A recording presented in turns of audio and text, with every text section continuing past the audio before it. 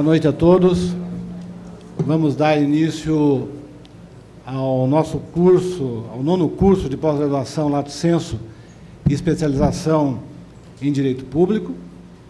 E, inicialmente, em nome da coordenação, em meu nome próprio, em nome do Dr. Luiz Manuel Fonseca Pires e do Dr. Marcos de Lima Porta, que juntamente comigo compõem a coordenação desse curso, eu quero agradecer a todos o alto grau de interesse revelado nesse curso de especialização.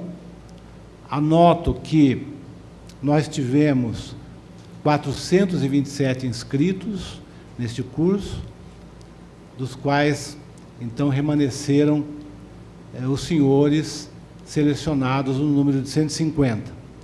Foi uma seleção bastante complexa de ser feita, bastante difícil de ser feita, de modo que os meus agradecimentos e os meus parabéns também por terem sido selecionados, e espero que os senhores possam aproveitar bem o conteúdo deste curso. Esse curso que presentemente nós vamos iniciar é um curso que a coordenação entrega à Escola Paulista da Magistratura e aos senhores inteiramente modificado, remodelado, modernizado, com temas de alta indagação, modernos, e que compõem um conjunto de reflexão necessário para aqueles que querem se especializar no âmbito do direito público. E, como contrapartida deste grande interesse que todos demonstraram neste curso, a coordenação começa com esta aula magna, que será proferida pelo professor Alisson, e a coordenação, entende que com isso, com esta aula magna, a formação do pensamento político na Antiguidade Clássica, Péricles, Platão e Aristóteles, e que se desdobra em mais outras 2 aulas, também a cargo do professor Alisson, a ordem política na Idade Média e no Renascimento, Agostinho, Tomás de Aquino e Maquiavel, e, finalmente, a filosofia política no Iluminismo.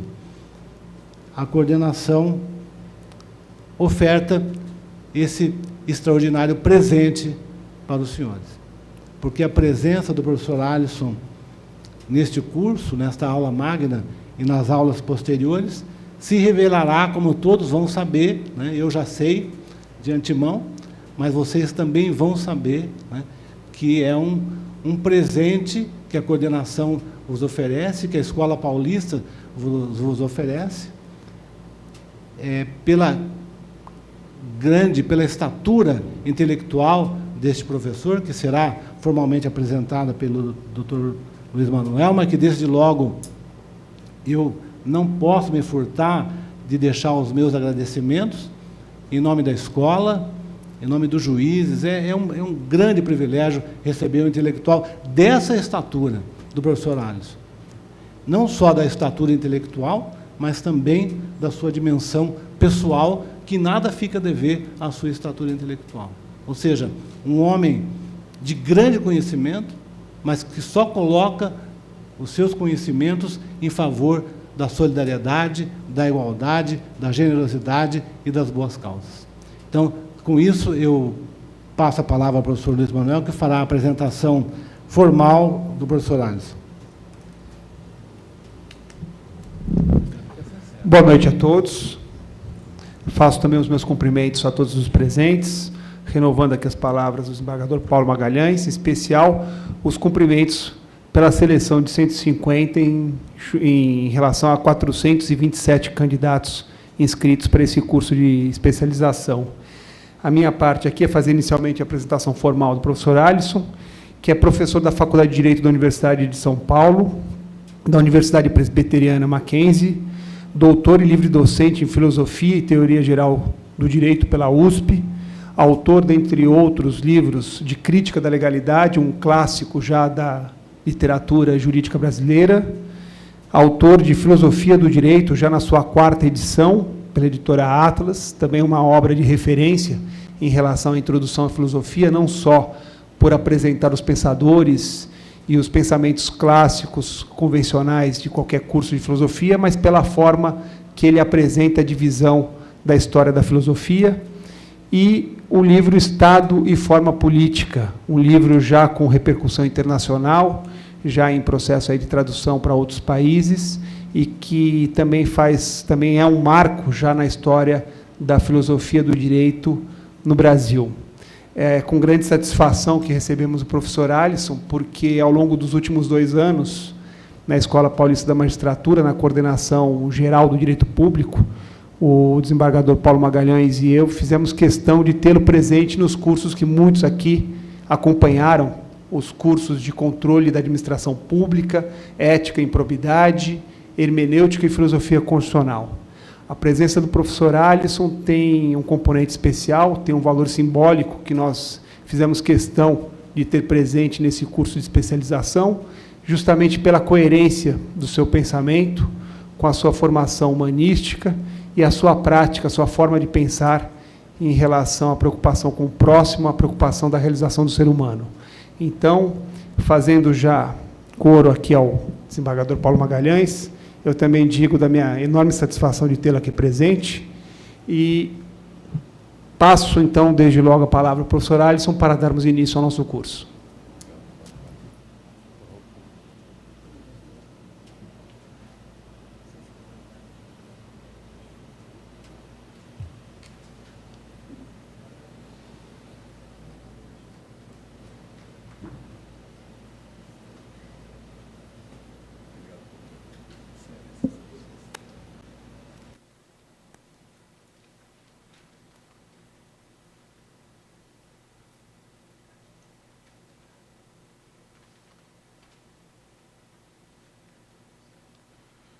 Boa noite a todas e todos.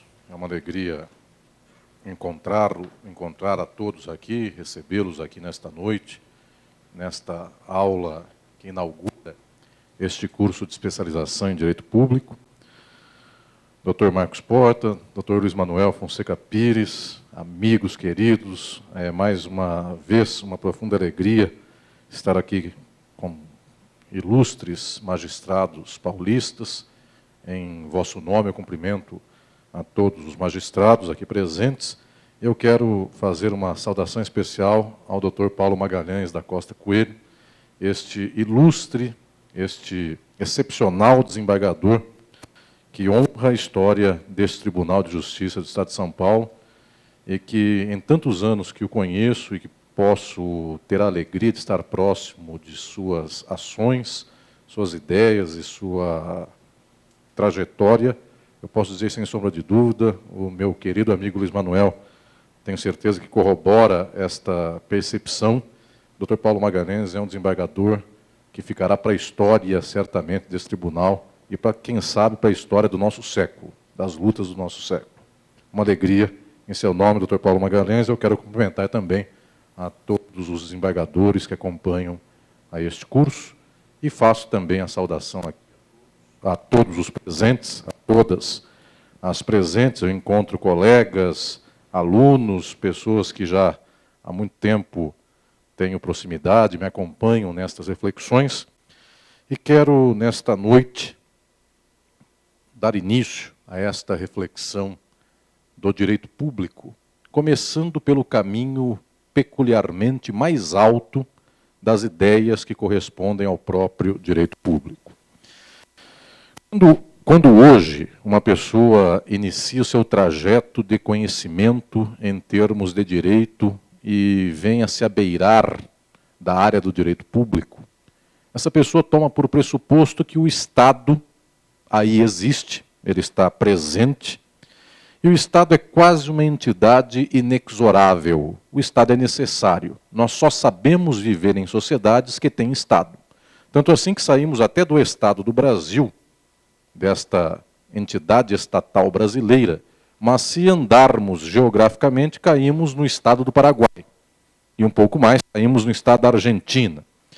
Todo o território do mundo é dividido em estados. Muito bem, isto já nos dá a dimensão que não há local na humanidade no qual o Estado não se faça presente.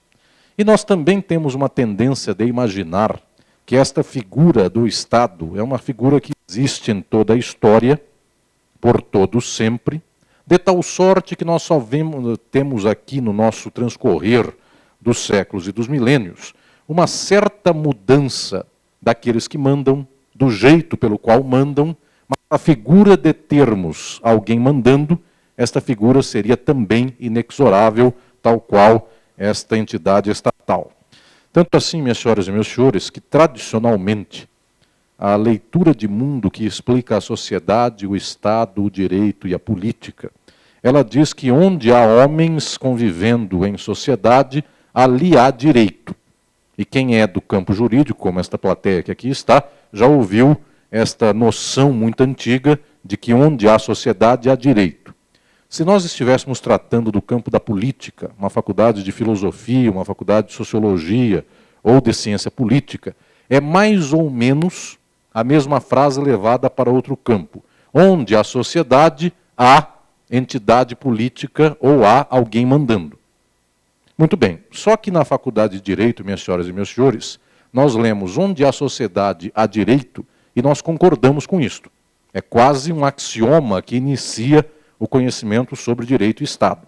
Se nós estamos na faculdade de Filosofia ou de Ciência Política, esta frase também é ensinada e, em sequência, as pessoas dizem, e este é o absurdo que, em um certo momento da história, as pessoas acreditaram como se fosse uma verdade. O que se toma, em geral, como uma verdade para o direito, é quase objeto de piada em relação a tantas outras compreensões das ciências humanas e das ciências sociais.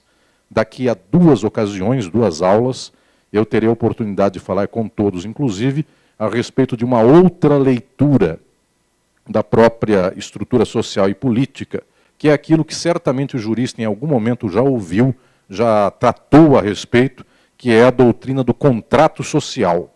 E para nós, quase sempre no campo jurídico, o contrato social é uma teoria que explica de fato a realidade. Pessoas um dia votaram viver em sociedade e votaram que a sociedade teria alguém que governaria e que daria ordem a esta mesma sociedade. Isto que a Faculdade de Direito ensina como um fato, qualquer faculdade de ciências sociais ensina como uma lenda absurda.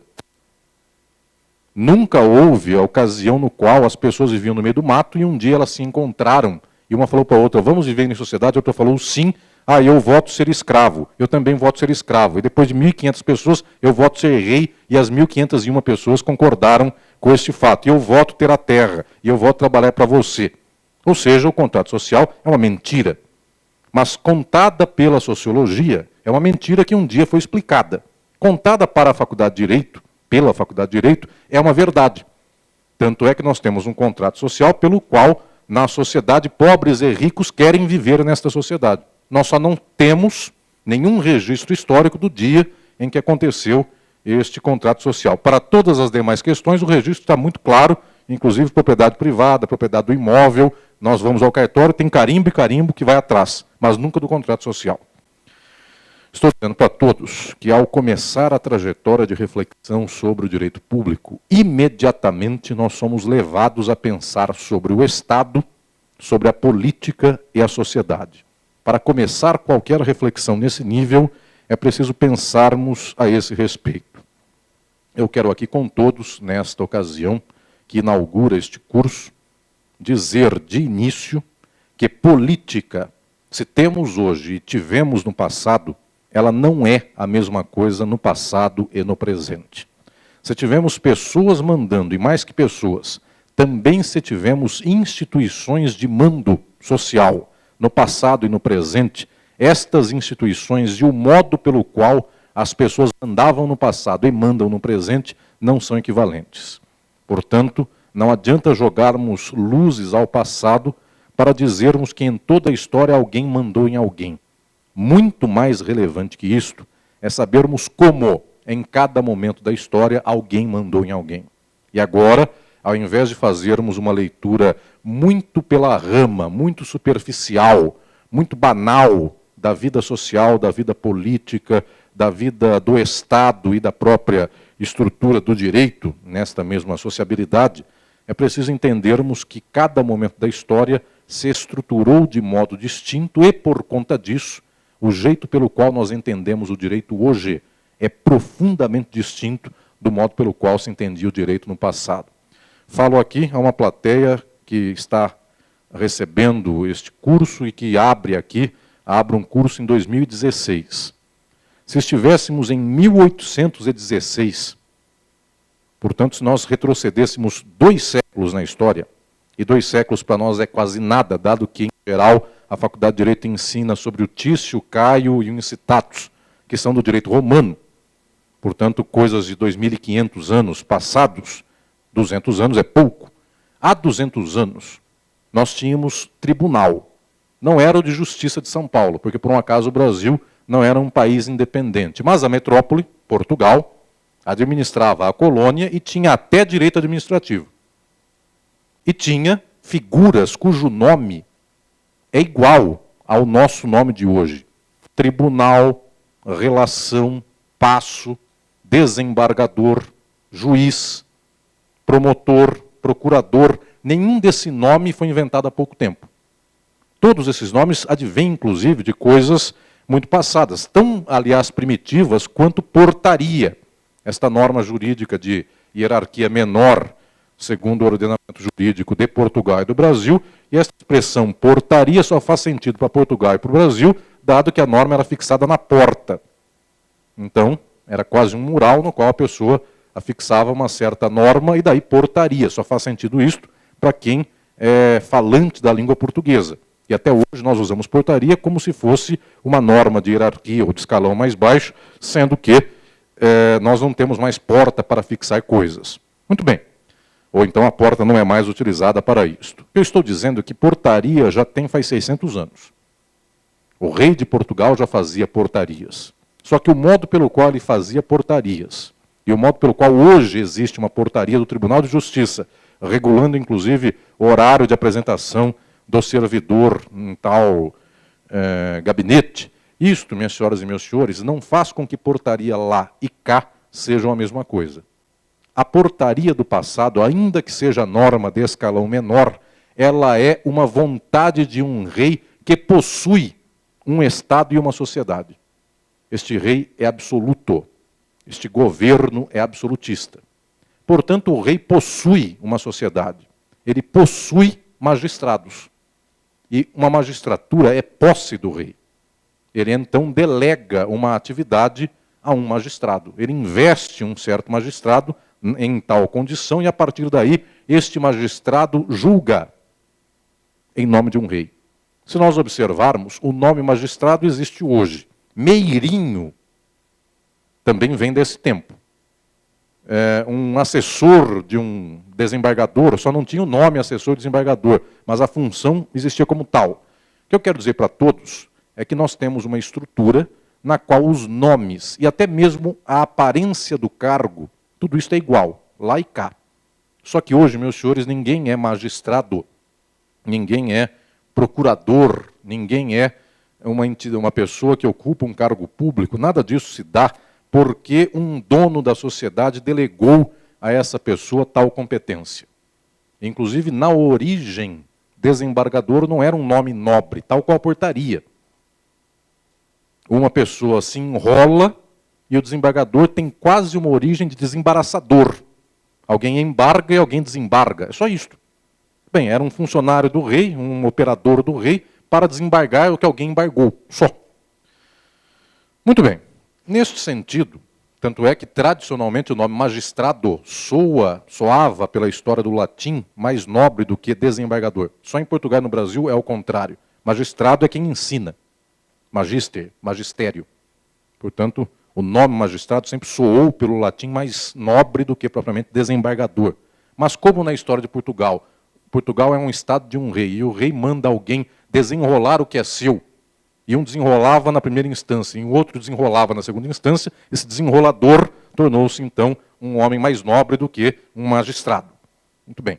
Tudo isso, meus prezados, é uma origem etimológica das palavras. Mas já nos revela alguma coisa. Por mais que haja a palavra desembargador lá e cá, nós já percebemos por aqui que nenhuma pessoa no Brasil em 2016 equivale desembargador a desembaraçador.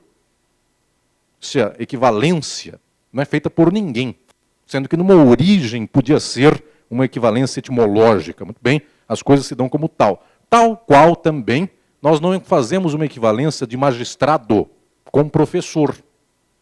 Inclusive, nós não fazemos associação nenhuma de uma professora do ensino básico da rede pública de São Paulo com um juiz. Até em termos de ostentação ou de percepção da nobreza social destas mesmas pessoas. Quero dizer a todos, portanto, que não basta ter o nome igual de um instituto. Tampouco basta dizer que havia Estado, ou que havia rei, ou que havia presidente, ou que havia república. Nem mesmo o nome república, que se voltarmos para trás, já encontramos em Roma, e não na Roma depois do auge. Na Roma, inclusive, quando está se estabelecendo no seu auge, ela primeiro foi república e depois foi império. Então, aquilo que nós temos a tentação de dizer, o Império Romano, desde que Rômulo e Remo fundaram a Roma Antiga, quando Rômulo e Remo fundaram a Roma Antiga, pela lenda dos romanos, Roma, em sequência, tornou-se república. Para séculos e séculos depois, acabar com a república e vir, então, o império, o que é quase algo contrário ao nosso senso comum, dado que no Ocidente contemporâneo, os países deixam de ser monarquia para então se tornarem república. E o passado foi exatamente no sentido contrário. Foi primeiro república e depois monarquia. Tanto assim que os antigos acreditavam que todo mundo mandar era mais fácil do que um mandar. E isso era uma sabedoria dos antigos. Ter que aguentar um mandando é insuportável. Mandar todos é mais fácil. E a experiência dos romanos foi esta. Primeiro mandaram todos. Um dia mandou um. Para nós é exatamente o oposto. Nós temos uma certa dificuldade em aceitar todo mundo mandando, e quase aqui é um gozo psicanalítico, nós aceitamos com muita tranquilidade que alguém mande por nós. Temos um pai, um Deus, um pai, um presidente da República, um presidente do tribunal, etc., o pai da família, o pater familias, etc. Estou dizendo para todos que não adianta voltarmos para a origem da política, do Estado, da sociedade e do direito com os olhos que temos hoje. Porque nós até encontramos a figura do magistrado, o nome. E este nome não tem equivalência nenhuma ao nosso nome de hoje. Nós até encontramos uma figura que pareça a do Estado. Porque esta palavra, quando chegamos na Idade Média, nós encontramos algo que soa parecido com o Estado, que é status.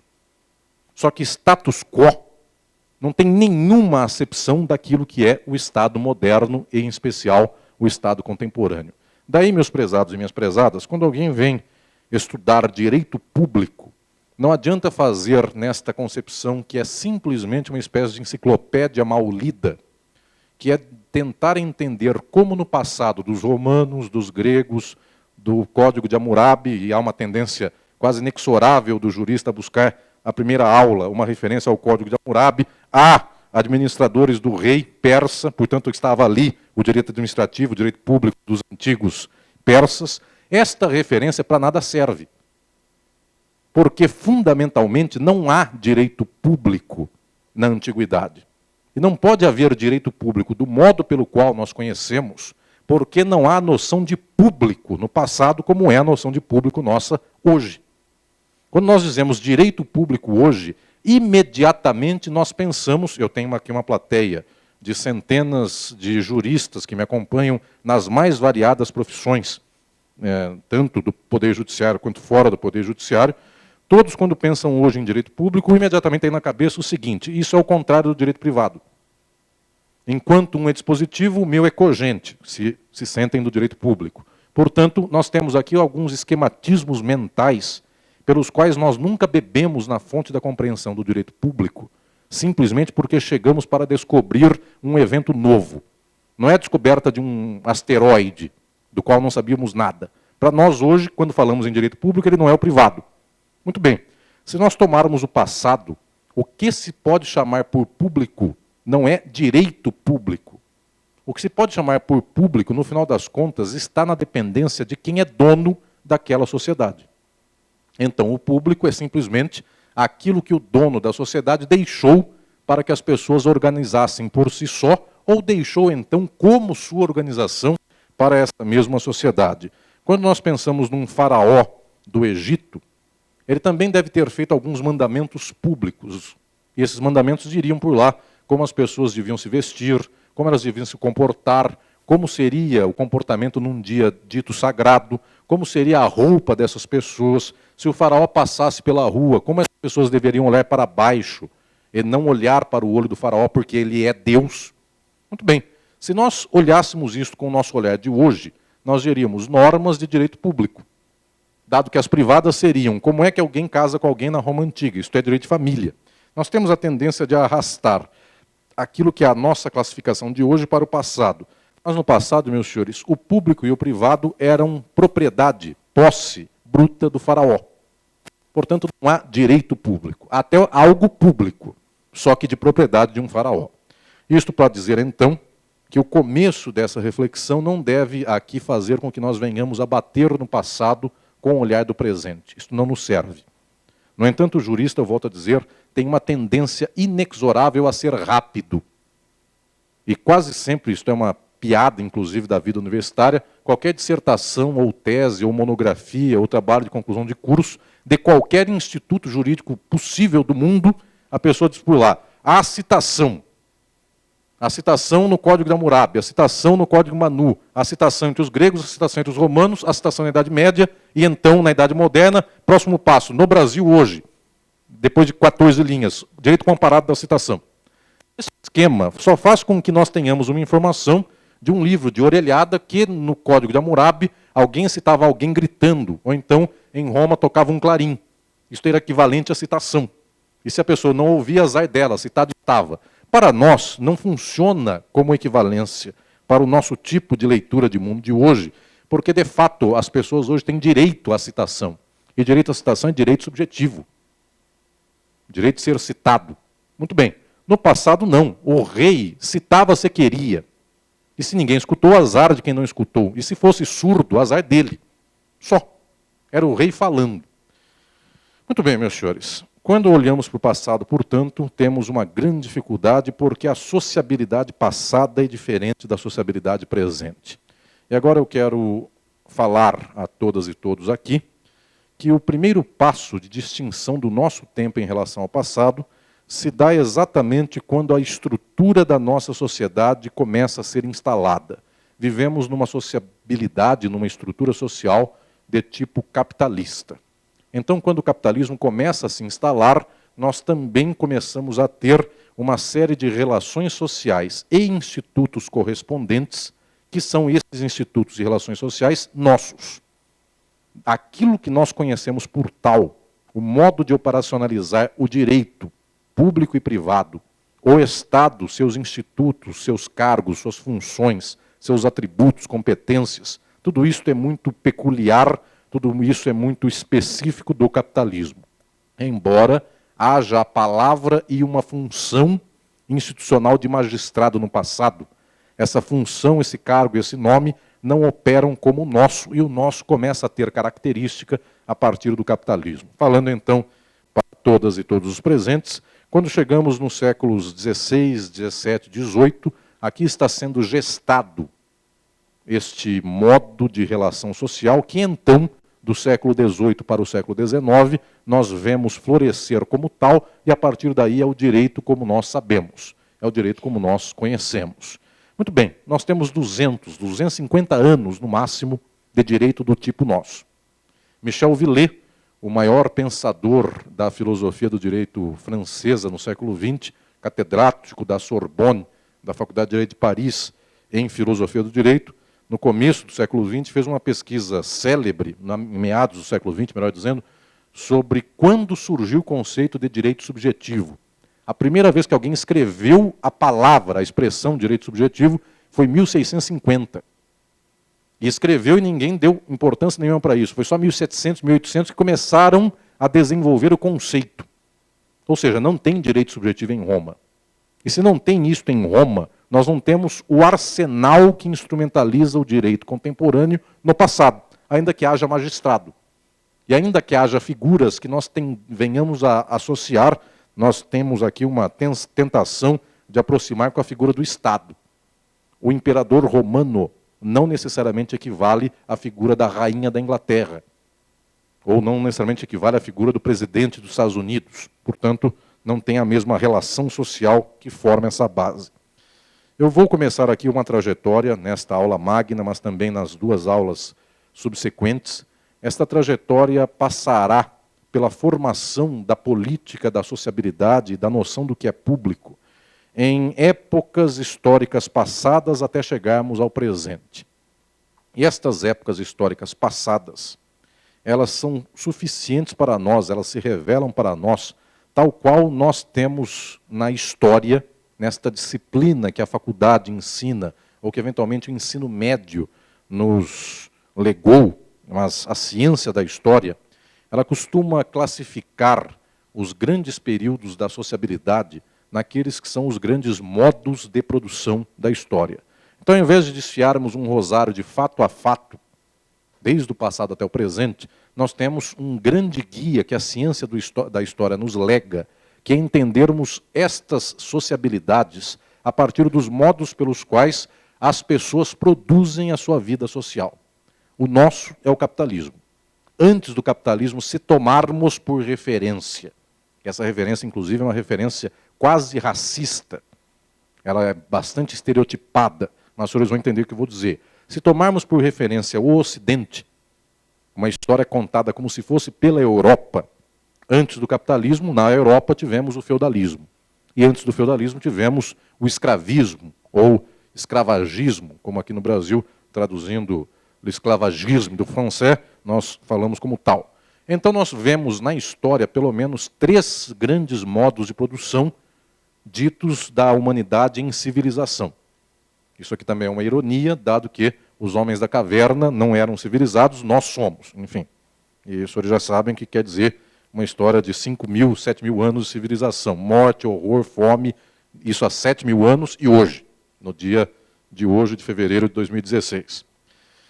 Muito bem, estou dizendo para todos que, em termos históricos, o jeito pelo qual nós sabemos de direito público, Estado, organização política e social é o do capitalismo. Antes do capitalismo tivemos feudalismo e escravagismo.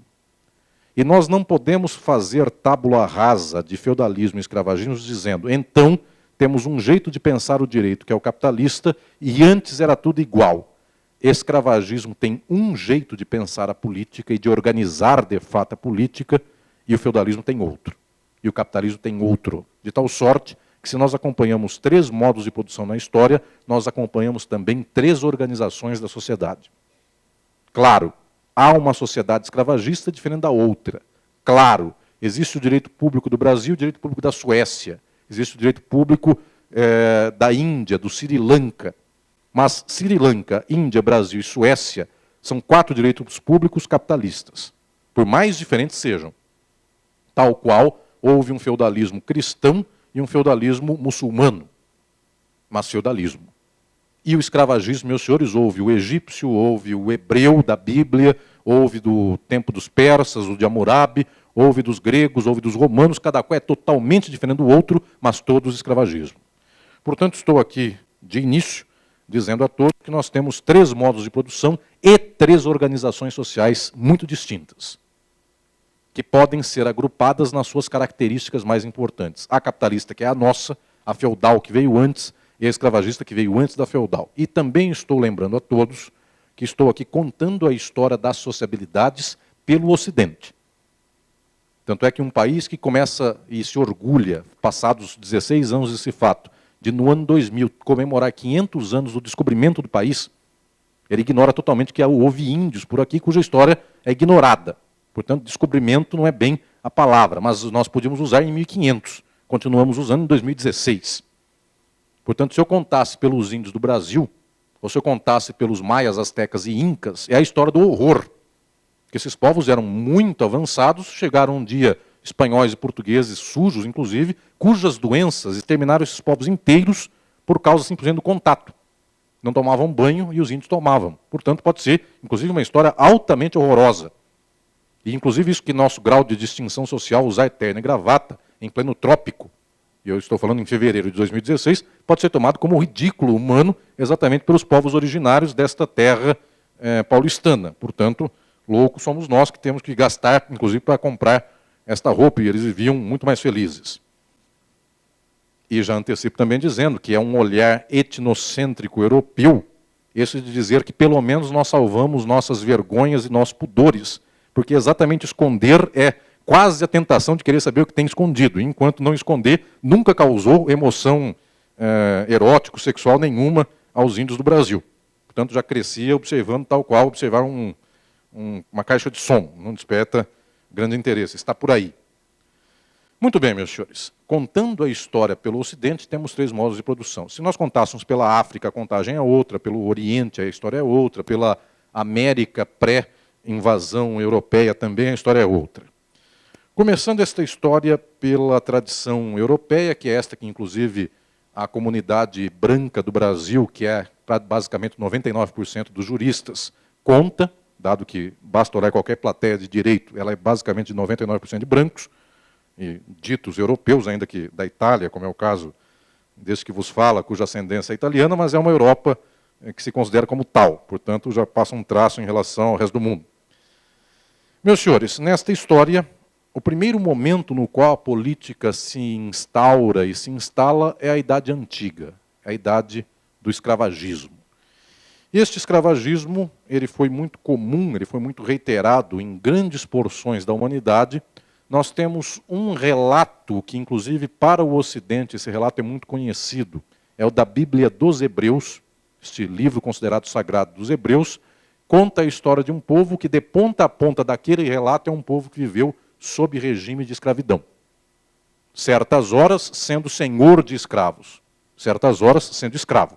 Portanto, a história dos hebreus indo para o Egito como escravos só revela o escravagismo, e fugindo do Egito, liderados por Moisés, só revela o escravagismo, seja na condição de senhor ou seja na condição de escravo. Isto foi o mundo hebraico antigo, isto foi o mundo dos filisteus, vizinhos dos hebreus, isto foi o mundo dos egípcios, isto foi o mundo de toda a tradição do Oriente Médio próximo à Europa, e também a tradição da Europa. Muito bem, isto é um fato histórico. Eu não quero fazer aqui uma exegese, nem uma reflexão sobre a factualidade da organização social antiga. Eu quero falar mais sobre como estes fatos de organização política, social, econômica, de organização inclusive daquilo que poderia ser, não é, primo do direito público de hoje no passado, como isto se predispôs a acontecer, inclusive em termos de reflexão sobre o que se passava. Minhas prezadas e meus prezados, parece difícil o que eu vou dizer, mas todos aqui entenderão. Nós tivemos sociedades do passado nas quais a organização é sempre de senhores de escravo. Muito bem, isso é o escravagismo. Praticamente todo o contexto do Ocidente, do Oriente Próximo, foi de tipo escravagista. No entanto, nós não tivemos em todas essas sociedades uma reflexão sobre o que estava acontecendo politicamente. Nós só tivemos mando. E raramente nós tivemos nas sociedades nas quais um mandava no outro, alguém pensando o porquê que alguém mandava no outro.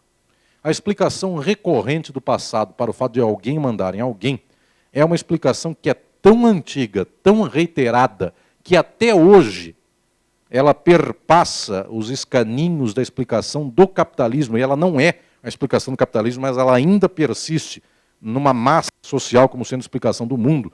A explicação pela qual alguém manda em alguém, no passado, é tipicamente de modo religioso. Portanto, alguém é senhor ou alguém é escravo porque deuses, porque a sorte, porque um deus, ou o inimigo de um deus, o demônio, ou qualquer figura parecida, porque alguém divino, ou algumas entidades divinas, dão graça, dão força, dão condição para que alguém mande alguém. Os hebreus, a história da Bíblia nunca é explicada do tipo, Moisés foi astuto, Moisés soube liderar um povo, Moisés, líder guerreiro. É sempre Deus que soprou para Moisés que era a hora boa de sair do Egito. Deus que quando Moisés abriu o braço, ele abriu o mar vermelho.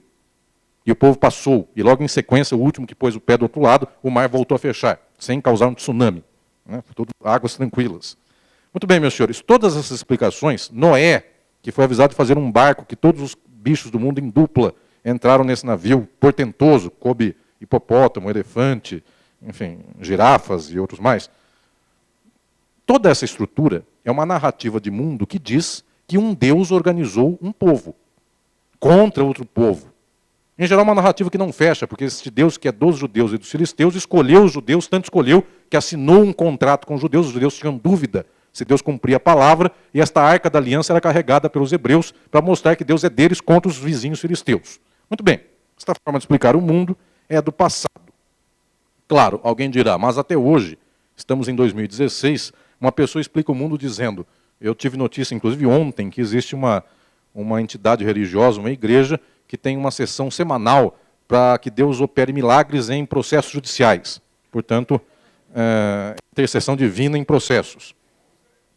Enfim, não só recurso, até a primeira instância. Enfim, qualquer tipo de demanda, dado que Deus é poderoso. Enfim, até tribunais superiores.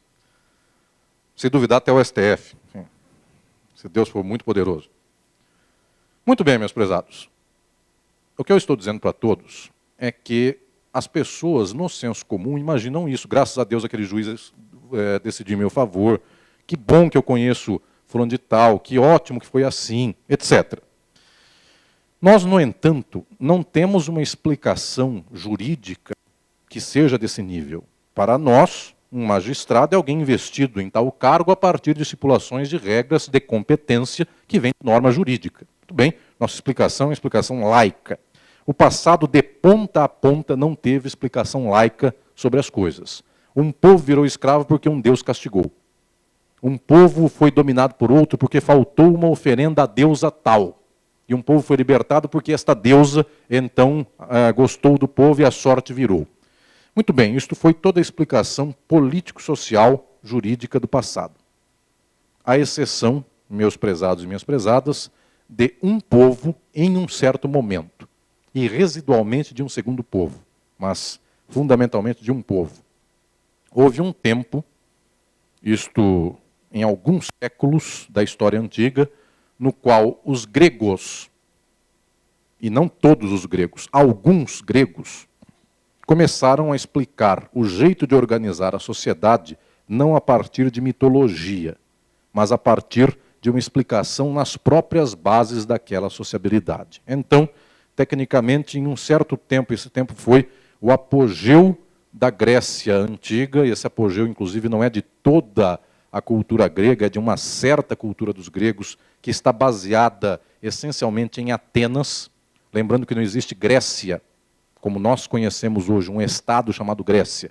Existem cidades isoladas uma da outra, inclusive, não tem nenhuma relação, elas são autônomas, autossuficientes. Estas cidades, que hoje tendemos a chamar cidades-estado, cada qual cuida de si, faz guerra com a outra, elas não são amigas uma da outra. Esparta e Atenas não necessariamente eram vinculadas, pelo contrário, eram inimigas. Estas cidades viviam cada qual por conta própria, e em Atenas, não só Atenas, mas Atenas principalmente, e algumas outras polis, subsidiariamente, explodiram pensadores, surgiram pensadores que começaram a refletir sobre a organização política.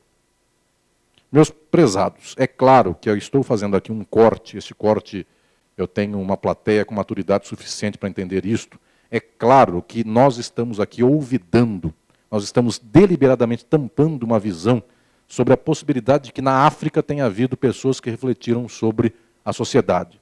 No Oriente tem havido pessoas que também tenham feito essa reflexão. Nós sequer sabemos como é que os astecas, maias e incas falavam sobre suas sociabilidades. Não sabemos porque também ao tempo em que houve o contato do europeu com o asteca, o maia e o inca, nenhum interesse houve em saber se ele pensava. E hoje é mais difícil termos, portanto, essa percepção de como pensava alguém em outra sociabilidade. Mas o fato é que, nesta sociabilidade narrada, historicamente, é sempre a sociabilidade do Ocidente europeu, neste tipo de convivência social, o único povo que pensou sobre a política foi o povo grego. Mesmo assim, num tempo específico. Na conta que nós temos da história, que é uma conta também totalmente eurocêntrica, na conta de fazermos séculos, anos, milênios, de acordo com uma referência que é um nascimento de Jesus Cristo, que também não sabemos se foi exatamente naquela data, mas foi contado que teria sido assim.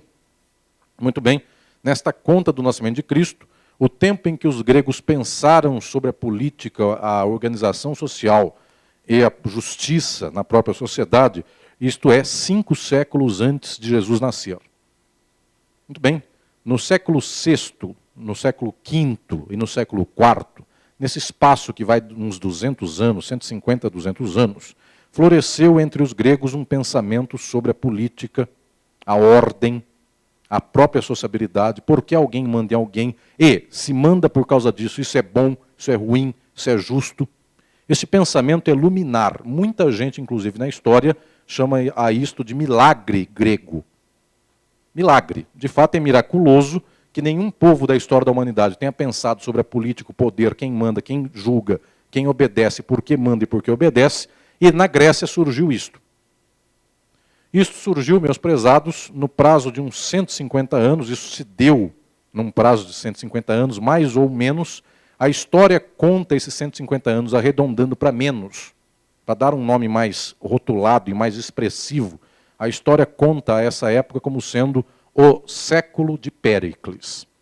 Péricles, o grande legislador dos atenienses, que não quer dizer que foi legislador dos gregos, foi legislador da polis de Atenas.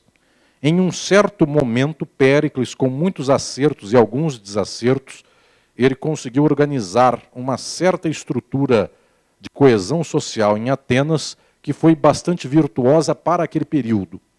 E os atenienses então chegaram ao florescimento, no auge da sua organização política. Este florescimento em termos políticos chamou-se democracia.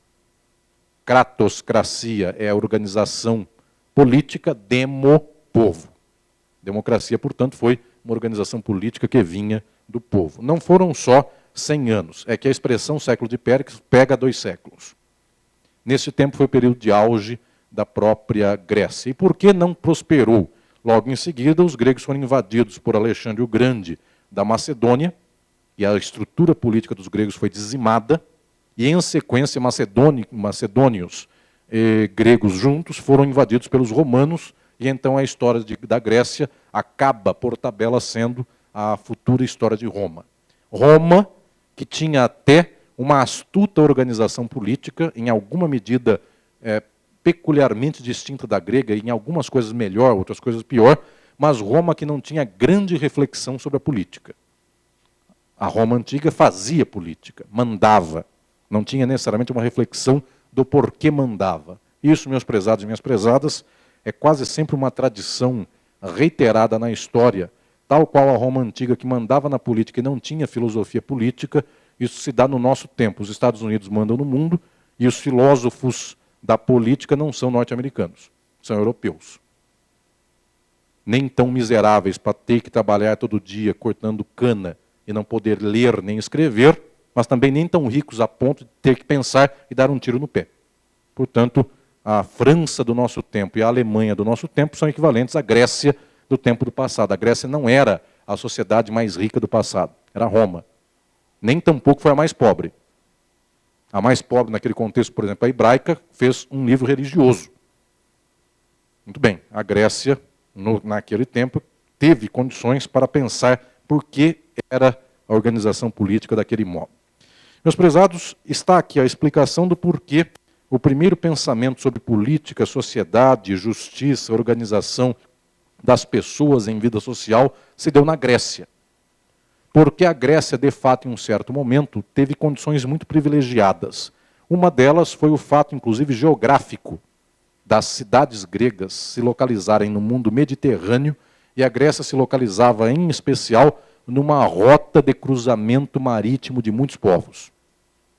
Portugal, por exemplo, era a quina do globo conhecido. Ninguém passava por Portugal. Era uma quina do mundo. A China era outra quina do mundo, onde difícil de chegar. A Grécia, exatamente, tinha um entrecruzamento de muitos povos.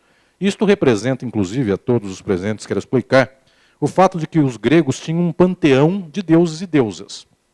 Toda a estrutura da mitologia dos gregos estava muito bem assentada. Romanos tinham outra. Os povos da Macedônia tinham outra. Os hebreus acreditavam num deus, e esse deus tinha feito Lúcifer, que é um antideus. É um jeito de contar que os gregos, inclusive, não entendiam como um homem pode tudo, não matou o seu mais importante inimigo, que é um filho querido, inclusive. Isso é uma não explicação para os gregos. Muito bem, cada qual tem a sua mitologia. Apenas, os senhores e senhoras sabem, mitologia que é a nossa é a verdadeira, a dos outros é sempre falsa. Portanto, ninguém chama, em geral, a ocidental de mitologia, chama de verdade divina. O resto é mentira. Muito bem. Estou dizendo para todos que os gregos, excepcionalmente, nos seus portos, como Atenas, que era uma grande cidade marítima, encontrava por lá pessoas que vinham com navios de outros povos. E os gregos acreditavam em deuses tais e quais, chegava um outro povo cujas pessoas acreditavam em tais e quais deuses que não batiam com os deuses da Grécia. Chegava um povo que não acreditava em Deus nenhum. Chegava um povo que acreditava em um. Chegavam os pés que acreditavam em 3. Muito bem, a pergunta que os gregos fizeram e que os demais não faziam é se de fato a crença deles, gregos, era melhor que a crença dos outros. O primeiro povo que teve dúvida criou a filosofia. Os demais povos do mundo não tinham dúvida nenhuma de que o seu Deus, os seus 3 deuses, os seus 47 deuses, a sua deusa, os seus tantos panteões de divindade não fossem a verdade. O primeiro povo que viu todos os demais e pensou, será que o meu de fato é certo? Deste saiu a filosofia. Os demais povos tinham alguém mandando e alguém obedecendo. Nunca pensaram se isto era certo. O primeiro povo que teve alguém mandando e obedecendo. Nesse sentido, a Grécia não é nada diferente dos demais povos. Um mandava, o resto obedecia. Mas teve alguém para pensar se era certo alguém mandar e alguém obedecer, e daí saiu a filosofia. Então, meus prezados, quando se começa uma trajetória da filosofia política, ela começa dos gregos. Volto a dizer, metade deste início é preconceito, porque nós, de fato, não vamos atrás de saber se africanos, americanos, asiáticos tiveram um modo de pensar. Metade é preconceito, mas o fato é que, cortando esta metade de preconceito, na metade que resta, olhando para a Europa, só ela, ou para o mundo ocidental próximo, oriental próximo, quando nós tomamos isto como mapa, de fato ali foi entre os gregos que saiu a filosofia. Aquilo que nós chamamos de filosofia política, fundamental para entender o direito público, sai também daí. Até a nomenclatura. Polis era o jeito pelo qual os gregos falavam desse conjunto de pessoas que viviam num certo círculo espacial, geográfico, mas também de sociabilidade. Da palavra polis deles sai política para nós. Portanto, até o nome do que nós chamamos hoje por direito político, direito público, isto advém daquelas relações que saem do passado. Ainda que por lá, volto a dizer, não tenho nenhuma referência com o que nós usamos odiernamente. Muito bem, meus prezados. Quando nós chegamos aos gregos, também não é aqui um milagre no sentido literal. Os gregos, por alguns séculos, foram gestando uma teoria sobre a política e a sociedade. Alguns, em sociedades gregas antigas, falaram sobre política. Eu falei que Péricles está no século V a.C., mas se nós retrocedermos mais 5 séculos, chegarmos então muito no passado, no século X a.C., nós já temos alguns escritos que tentam falar sobre política, lá na Grécia Antiga. Esta lenda de Ulisses, que é de Homero, e Homero pode ser inclusive uma lenda, não sabemos se ele existiu ou não, mas esta forma de narrar a história dos gregos antigos, esta forma de narrativa já fala sobre política. Eu quero aqui estabelecer esta reflexão com os presentes. Eu vou lembrar inclusive dos termos que para nós no direito são muito caros. Os gregos antigos eram tão atentos, até mitologicamente, às questões da política, da sociedade e do direito e da justiça, que na mitologia grega do passado, justiça, e observem que este tique, este cacuete, todos os povos do Ocidente têm porque vem da Grécia, não vem de Roma, vem da Grécia. Para os gregos antigos, a justiça era uma deusa. Por isso que nós não falamos o justiça, nós falamos a justiça. Passados 3.000 anos, os povos do Ocidente, basicamente, qualquer língua que seja, a justiça é feminina. E vejam que é muito peculiar, porque nós falamos o Deus, masculino, mas nós falamos a justiça. É porque na tradição dos gregos, de fato, em um certo momento, neste panteão da mitologia, havia o Zeus, e observem quanto soa muito peculiar falar este que é o superior dos deuses, Zeus, o Zeus, mas nós temos no panteão de deuses e deusas dos próprios gregos, uma deusa que era a deusa da própria justiça. Essa deusa era Temis.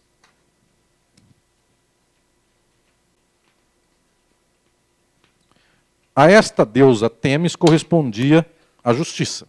E observem 3.000 anos de cacuete da justiça como feminino. Por isso, em 3.000 anos de sociedades patriarcais, a justiça é sempre a última coisa que importa. O Estado, o Deus, a justiça. Um perdeu. Muito bem. E nunca perdeu o Estado, nunca perdeu o capital, o Deus, perdeu a justiça. Os gregos acendiam velas para Temis, prestavam reverência, culto a Temis. Esta era a deusa que se cultuava como deusa da justiça. Isso aqui é mitologia pura, mas observem que esta mitologia, que já existe há 10 séculos antes de Cristo, 11, 12 antes de Cristo, nós estamos no século 21 depois de Cristo, estou falando de uma coisa, senhoras e senhores, de 3.000 anos. Portanto, observem, 30 séculos, 31 séculos, 32 séculos. Muito bem, o povo acreditava em Temis. No entanto, Temis, ela era reiteradamente uma deusa do culto dos homens ricos de Atenas. Somente homens ricos na sua casa podiam construir um templo familiar local para Temis, de tal sorte que tudo que acontecia, que demandasse um certo conflito, que gerasse um certo conflito, o rico acendia uma vela para Temis, ou prestava uma oferenda para Temis, e ela era a deusa dos ricos. A justiça era a justiça dos ricos. Conta a tradição de Homero. Homero é um clássico, inclusive, da literatura, como o primeiro grande literato da história. Ele conta exatamente no seu momento, do século X para o IX antes de Cristo, portanto, 30 séculos passados, ele conta que os gregos pobres, que eram também lá como aqui a maioria dos gregos, então, nesse sentido, a proporção não mudou, os gregos pobres um dia se revoltaram contra Temis. Isso foi um absurdo, porque na história do passado quase não há nenhuma explicação, ou quase não há nenhum fato que mostrasse, isso aqui é um absurdo, que uma certa parte do povo tenha protestado contra uma deusa, e contra a justiça houve esse protesto. Temis era a justiça dos ricos, ou seja, a massa inteira da população grega se revoltou contra Temis e houve no século X para o IX uma revolta social generalizada entre os próprios gregos. E o povo, que é a maioria, no dia em que se revolta, é raro que isso aconteça, mas no dia em que se revolta ele ganha. Portanto, o dia que juntaram a torcida da Gaviões da Fiel com a torcida do Santos, torcida jovem, cujo jovem não é bem uma boa nomenclatura, mas enfim, juntando as duas torcidas contra palmeirenses e são paulinos, eles ganham em geral. Lá na Grécia Antiga também aconteceu o mesmo. Quando os pobres ganharam dos ricos, eles quebraram todos os templos de Temis e no seu lugar criaram uma outra deusa para a justiça, que é de Qué. A deusa de Qué foi posta, ela foi criada e é um ser. Tal qual o homem, pela sua condição animal, precisa comer, precisa beber, precisa dormir. Isso é da condição biológica do homem. Por condição biológica, o homem é político. Agora vem o grande gênio Aristóteles. Volto a dizer como isso aqui é chocante para nós. Ele vai dizer, um ser humano não pode ter por medida o seu interesse. Corto aqui a cena. O capitalismo, que nos dá base, inclusive, para o direito, é exatamente o oposto disso. Se eu sou proprietário de 5 trilhões de dólares, eu chamo de Soros, isso está registrado na Bolsa de Valores tal, na Comissão de Valores Mobiliários e nos cartórios de registro de imóveis correspondentes no tal local, quem tirou um tostão meu vai para a cadeia. Os senhores sabem que é exatamente assim que funciona o direito em qualquer lugar do mundo. Isso se chama propriedade privada, é meu, não é vosso. Muito bem, isso é o capitalismo. O que é meu não é de mais ninguém. Vai dizer Aristóteles, não há medida do indivíduo. Por quê? Porque, em primeiro lugar, o indivíduo sozinho nunca existe biologicamente. Não é só socialmente, é pior que isso, é de uma natureza animal, biologicamente. Em primeiro lugar, o ser humano não brota. Não surge um ser humano, ele não é um gnomo que explodiu. Vai dizer Aristóteles, para um ser humano nascer, ele já precisa de uma sociedade conjugal. Precisa de um homem com uma mulher fazendo relação sexual para nascer um terceiro. Diz Aristóteles, o ser humano dos animais é uma rara espécie, não é a única, mas é uma das poucas espécies que com um dia de vida não vive sozinho. Tem bicho que quando sai do ventre da mãe, solto na mata, ele vive. O ser humano, um bebezinho de um dia na mata, morre. Então, ele precisa do cuidado de terceiros. Por isso, ele é um bicho social. Ele vai dizer, tem vários bichos sociais. Por exemplo, abelhas, formigas, que nascem e não saem sozinhas no meio do mundo. Vivem num certo bando. Colmeia, enxame, etc. Tal. O ser humano é desse tipo. Então, alguém faz uma função, outro faz outra e assim vai. É um bicho social. Por ser um animal social, tudo o que é justo para a sociedade, não para um indivíduo só. Então não pode dizer, eu tenho 5 trilhões e está registrado no cartório, você não tem nada, morra de fome. O direito fala isto, a justiça não, o justo não. Muito bem, meus prezados, Aristóteles está dizendo, portanto, que o homem é necessariamente político, necessariamente social, e daí a única medida da justiça é política. Agora ele, então, reitera que seu mestre disse, o que Platão disse, e vai dizer, a medida do justo é necessariamente social.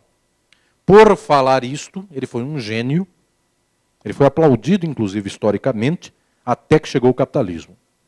O primeiro filósofo do direito capitalista disse, só é possível pensar nos nossos termos se nós destruirmos Aristóteles. Foi 1650. O Hugo Grotius, que é o campeão do direito internacional, a fazer uma obra de direito e direito internacional capitalista e disse, é preciso destruir a ideia de que nós somos animais políticos. Eu vou pular e vou voltar daqui 2 aulas nesse assunto, mas eu quero fazer a ligação já agora e todos vão entender. A explicação capitalista da sociedade não é a de Aristóteles. A explicação é a seguinte, vivíamos sozinhos no meio do mato, um dia nos encontramos e falamos, vamos viver em sociedade? O outro falou, sim, vamos, e então a sociedade foi instaurada por contrato. É a piada que eu contei no começo da aula do contrato social. Para nós, a explicação da sociedade é essa, éramos sozinhos, um dia votamos viver em sociedade. Conclusão, pela explicação capitalista, que é a nossa das faculdades de direito, a sociedade é artificial. Ela é contratual, voluntária. Pela explicação de Aristóteles, ela não é artificial, contratual, voluntária. Ela é natural, zoológica. Quer dizer, não teve contrato nenhum para fazer os homens viverem em conjunto. Eles são biologicamente em conjunto. E se contrato posterior houve, coisa que não houve, mesmo assim ele somente se sobrepõe artificialmente a um fato natural. Isso quer dizer para Aristóteles, justiça é justiça para todos. E agora completa com a Ética Nicômaco, obra que para nós é fundamental. Só um termo, meus senhores, tal como a República não tem nome, depois os séculos deram o nome de Politeia e República, também nem a ética nem a política tinham um nome. É que séculos depois, dado o assunto, começaram a dar um título para isto. Como a política falava de política muito bem, a ética tem 10 livros também, é igual a República, 10 livros, a maior parte dos livros é sobre ética, mas o livro 5º da Ética Nicômaco é sobre justiça e direito. Então, a obra mais importante do pensamento jurídico do passado, de todo o passado, é o livro 5º da Ética Nicômaco. Essas 12 páginas são tudo o que de mais importante o passado escreveu. Ninguém é jurista se não leu essas 12 páginas. Que não estou nem dizendo a Ética Nicômaco inteiro, essas 12 páginas. Por que Ética Nicômaco? Porque na hora de dar nome para os livros de Aristóteles, conta a tradição que Aristóteles teria escrito por volta de 200 livros. Todos eles a obra mais importante do assunto do mundo no seu tempo. Sobre ética tem 3. Para desempatar, como este livro ele dedicou ao seu filho que chamava Nicômaco, então a história chama de Ética a Nicômaco. O livro 5º da Ética a Nicômaco, aqui Aristóteles vai nos dar a demonstração jurídica de como funciona o seu sistema político. E Aristóteles vai nos ensinar o seguinte, justiça é sempre aquilo que se estrutura, eu vou apagar a luz e todos vão ver que vou aqui desenhar.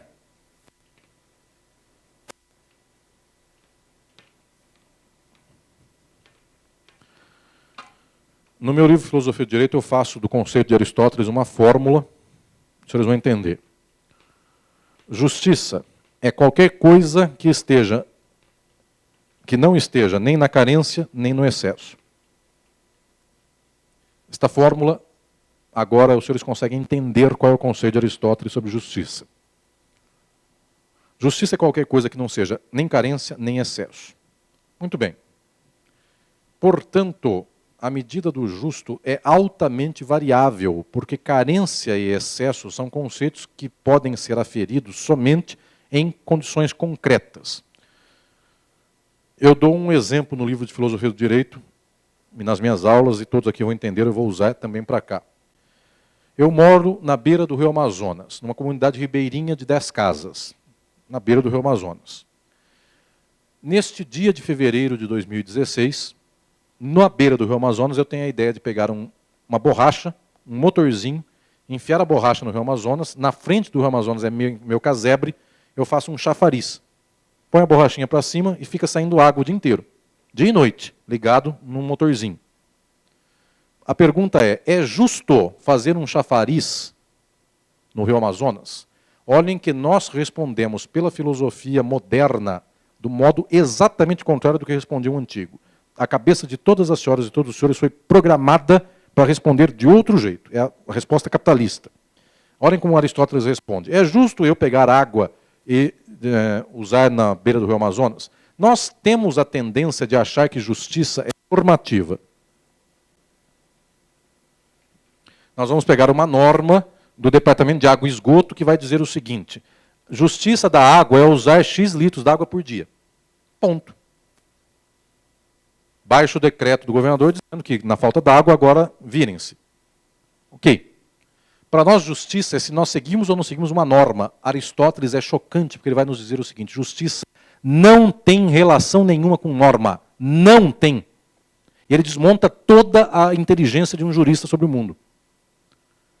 Justiça tem a ver com situação, não com norma.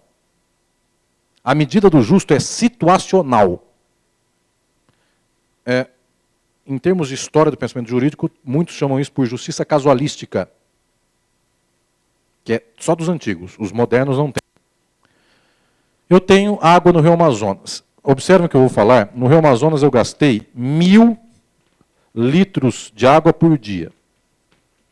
Com a borrachinha lá e um motorzinho forte, fica saindo 1.000 litros de água por dia do chafariz na beira do meu casebre. Muito bem. A pergunta é, isto é justo ou injusto? Observem, meus senhores, que a pergunta de Aristóteles só se responde assim. Usei 1.000 litros de água por dia. Alguém por lá ficou sem água? Pergunta de Aristóteles do justo é uma situação de carência e excesso. Usando 1.000 litros de água, alguém deixou de ter água na beira do Rio Amazonas? Não, porque 1.000 litros de água na beira do Rio Amazonas tem água para todo mundo. Pode fazer todo mundo um chafarizinho na beira do Rio Amazonas. Ou seja, 1.000 litros de água não é excesso, de tal sorte que ninguém entrou em carência. Eu corto a cena. Neste dia de fevereiro de 2016, que falou aqui a esta plateia, um sheik no deserto do Saara tem um oásis. É uma pocinha d'água lá. Lá moram 1.500 famílias. O sheik do deserto do Saara, hoje, dia de hoje, mesmo dia que alguém fez o chafariz na beira do Rio Amazonas, ele resolve colocar uma borrachinha no oásis e dizer: aguentem aí 1.500 famílias, que eu, como dono do oásis, vou fazer um chafariz. 1.000 litros d'água por dia. Imediatamente o chafariz, o oásis seca. E 1.500 famílias passam sede. Chega a seca. Seca em São Paulo chama carência hídrica. Né? No Nordeste chama seca. Até um dia que inventam governos, aí chamará seca aqui e carência hídrica lá. Muito bem. Observem, meus senhores, se alguém faz chafariz no deserto do Saara, imediatamente o povo passa sede. Conclusão, no deserto do Saara, qual é a distribuição justa de água? A distribuição justa de água é isto. E no Rio Amazonas, a distribuição justa de água é isto. Vocês conseguem visualizar o que estou dizendo? Não é X litros d'água por pessoa, é uma situação. Aqui a distribuição é muito pouca, a diferença entre quem tem menos e quem tem mais. Aqui no deserto do Saara. No Rio Amazonas, eu posso brincar com a água que não estou tirando de ninguém. Conclusão de Aristóteles: justiça se mede pela economia, pela riqueza de fato existente. E é uma distribuição. Então ele está seguindo Sócrates e Platão. Eu tenho que dar água para quem não tem. Quanto? Quanto for necessário para cobrir sua carência.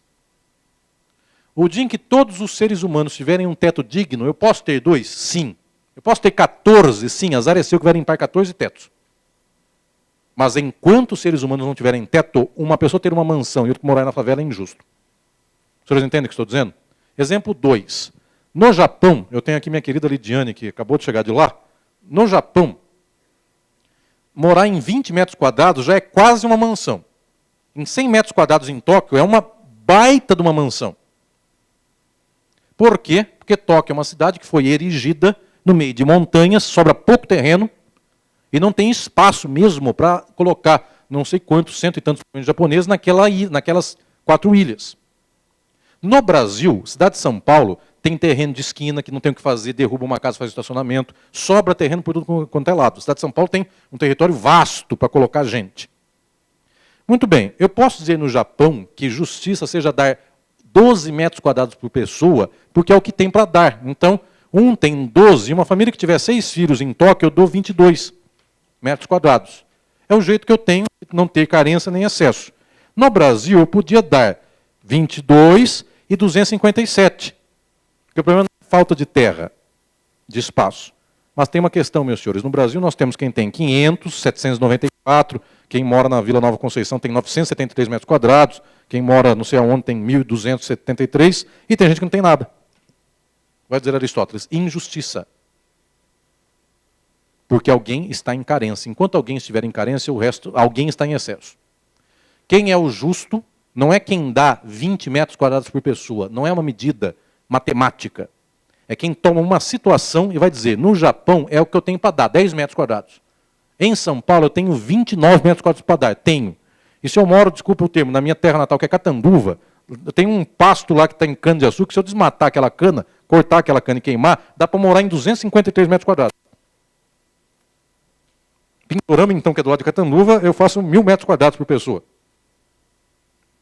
Quem é de Pindorama se sentiu ofendido. Muito bem. Não tem aula, não está sendo passada para todos, né, esse curso. É só presencial. Mas sempre tem alguém que vem falar, eu sou daquela região, no final. Né? Parabéns, eu sou de Santander, eu odeio Pindorama. Tem essas coisas. Muito bem, meus senhores. O que eu estou dizendo para todos é que nós temos aqui uma distribuição distinta de carência e excesso, mas toda ela é social. Eu não penso em quem tem registro de cartório de um imóvel, eu penso em todos. Agora vem o genial Aristóteles. Quem é o justo? Juiz, magistrado, advogado, ser humano que não é jurídico, que não tem vida jurídica, profissional jurídica. Qualquer um é justo somente numa condição, quando ele tira do excesso e dá para o carente. Quem tira de quem tem mais e dá para quem tem menos. Então Aristóteles vai dizer que a justiça tem um tipo. Os senhores e os senhores vão entender o que eu vou explicar aqui. Tal qual tipo penal tem um verbo. Os senhores se lembrem das lições do direito penal, ou até quem trabalha na área penal.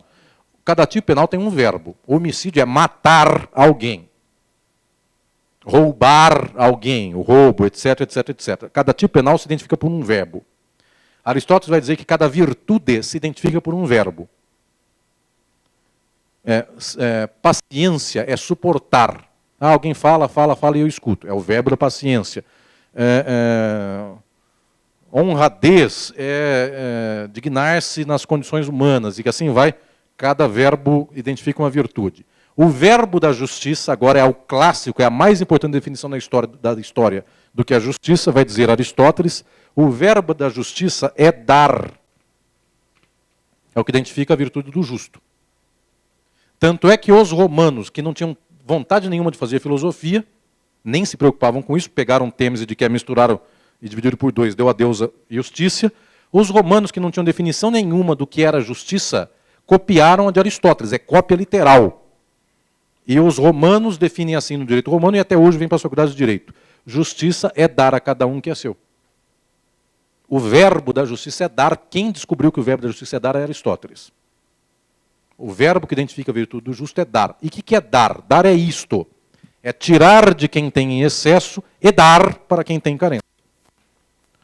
Observem, meus senhores, que até hoje o Poder Judiciário, o Dr. Paulo pode me confirmar isso, O Poder Judiciário vem das tradições linguísticas e verbais de tempos seculares e milenários do passado, e a pessoa ainda vai dizer o seguinte: eu vou fazer uma sentença, ou vou aqui escrever um acórdão, eu vou distribuir justiça. É exatamente a expressão de Aristóteles: dar justiça, distribuir justiça. E distribuir justiça quer dizer fazer uma sentença. É isso. Mas a gente vem com a acepção antiga do termo justiça, dar. Muito bem, meus senhores, o último termo. Se justiça é dar para quem tem carência de acordo com uma percepção social, não de acordo com uma norma, não é X metros quadrados por pessoa, é a situação que gera isto, então agora vem o conceito fundamental. Onde está a virtude? Virtude, meus senhores, os medievais, lendo Aristóteles, escreviam isto em latim: virtus in medium. Virtus in medium. Ou então, na pronúncia correta do latim, virtus in medium. Dado que virtus é um latim vulgar. Virtus in medium. Tradução de virtus in medium para o português: a virtude está no meio. Isto sempre foi ensinado por todo lado. Aristóteles nos ensinou que a justiça está no meio, a virtude está no meio. Exatamente por quê? Se eu tenho uma pessoa passando fome e outra que tem mais do que a sua boca, tem mais comida que a sua boca pode comer, eu tenho injustiça. Onde está a justiça? Está no meio. Nem na carência, nem no excesso. Quando eu tiro de quem tem excesso para quem tinha em carência, eu tenho meio. A virtude está no meio, nunca nas pontas. Se eu tenho uma sociedade na qual 1% tem 50% da riqueza e 99% da sociedade tem o resto, vejam, é quase absurdo pensar na hipótese de eu chegar numa sociedade na qual 1% das pessoas tenham 50% da riqueza e o resto se vira com a metade. Essa sociedade existe? Sim, o mundo hoje. Estatística de 2016. 1% do mundo tem 50% da riqueza. E querem mais. 40% da riqueza do mundo pertencem a 36 pessoas. Se forem demandadas, se o Poder Judiciário de qualquer país do mundo for demandado pelas 36 pessoas dizendo: eu possuo 7 bilhões de dólares, alguém invadiu um terreno que é meu, qualquer Poder Judiciário do mundo mandará sair daquele terreno a pessoa que invadiu, nunca se fala ocupou. Por quê, meus senhores? Porque no final das contas a nossa justiça é dizer: se um tem, azar do resto. Nós nunca medimos por meio, nem por carência, nem por excesso. Nós medimos por norma. Se a norma falou que quem registra é dono, quem não registra não é dono. Muito bem, está dado. Nossa justiça é normativa, não é Brasil. Todas as sociedades capitalistas são normativas. E Aristóteles está dizendo que a justiça não é normativa, ela é situacional. Ela é observada a partir de condições concretas. Este homem é genial. A sua filosofia do direito durou séculos e milênios, até que chegou o capitalismo e Aristóteles foi jogado no lixo. E hoje, basicamente, ele disputa o panteão de odiado mor junto com Platão, seu mestre. Eles entram no mesmo bloco dos odiados da história. Vou mostrar na próxima aula quando chegará o bloco dos louvados. Serão exatamente aqueles que disseram: se você é rico e você é pobre, porque Deus quis. Foi tão louvado quem falou isto que virou santo. Enquanto Platão e Aristóteles, um foi preso, o outro foi exilado, e o mestre dos dois morreu. Nossos heróis, portanto, já disse uma música, morreram. Não foi de overdose, mas enfim, morreram. Foi de overdose de ideias. Por aí. Meus senhores, está posto aqui o quadro dos 3 grandes filósofos antigos. Não são os únicos, eu contei os que vieram antes, ainda que em breves linhas. Também não falei, e vou falar na próxima aula, dos que vêm depois, antes de chegar na Idade Média. Porque antes de eu chegar na Idade Média, Aristóteles está em 400 a.C., a Idade Média é 500 depois de Cristo. Então, senhores, observem, aqui não acabou a filosofia antiga, nem a Idade Antiga escravagista. Tem mais 900 anos de escravagismo para acabar o escravagismo e começar o mundo feudal. Quando acabará o escravagismo? Quando Roma acabar. E no tempo de Aristóteles, Roma só está começando. Porque quem manda na Grécia é a Macedônia ainda. É só daqui que Roma floresce para mandar na Macedônia e na Grécia. Então, a história do direito romano que nós conhecemos é de séculos depois de Aristóteles, muito tempo depois de Aristóteles. A matéria que foi ensinada na Faculdade de Direito para os senhores de Direito Romano É um aristotelismo requentado séculos depois. E muita água vai rolar disto, e também falo disto na próxima aula.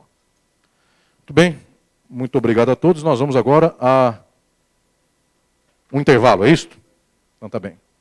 Obrigado.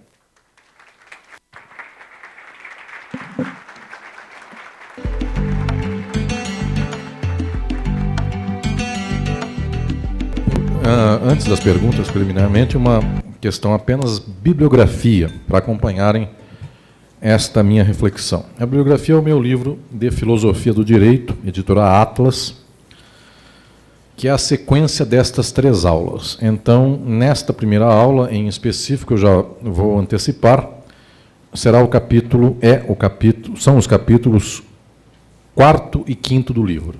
O capítulo 4 são os gregos, Sócrates e Platão, e o capítulo 5º é Aristóteles. Para a próxima aula, capítulo 6º e 7º do livro Filosofia do Direito, e para a outra aula, capítulos 8º e 9º. Então, nós vamos na sequência do capítulo 4º ao 9º, que acompanham com esta reflexão. Aqui no livro, inclusive, tem uma vantagem didática, eu transcrevo os trechos mais importantes desses pensadores sobre direito e política.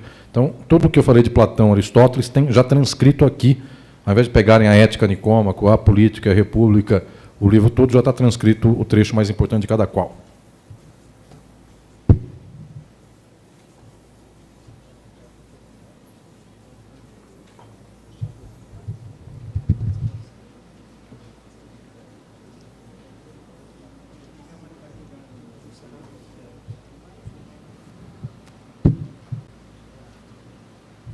Quer fazer a pergunta? Pode se dirigir aqui, por favor, ao microfone.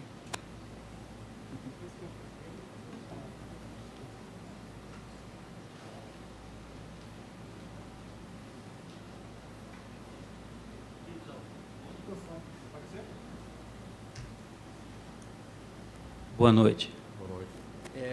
Bem, professor, o senhor já deu um preâmbulo que, basicamente, todos os estados atuais, por uma questão de positivação, está normatizada. Quer dizer, a justiça, globalmente falando, está normatizada. E, levando em consideração que existe um pensamento hegemônico de uma política capitalista, a minha pergunta é, há condições possíveis de uma reversão de pensamento para nós sairmos um dia, de alguma forma, um estado de plantar, sair do normativismo para vir na concepção clássica política? Justiça é política, sob esses preâmbulos de excesso e carência. Existe algum campo possível do pensamento para ver essa reversão? Qual é o seu nome? Jefferson. Jefferson, obrigado pela pergunta, Jefferson. Vou falar sobre ela.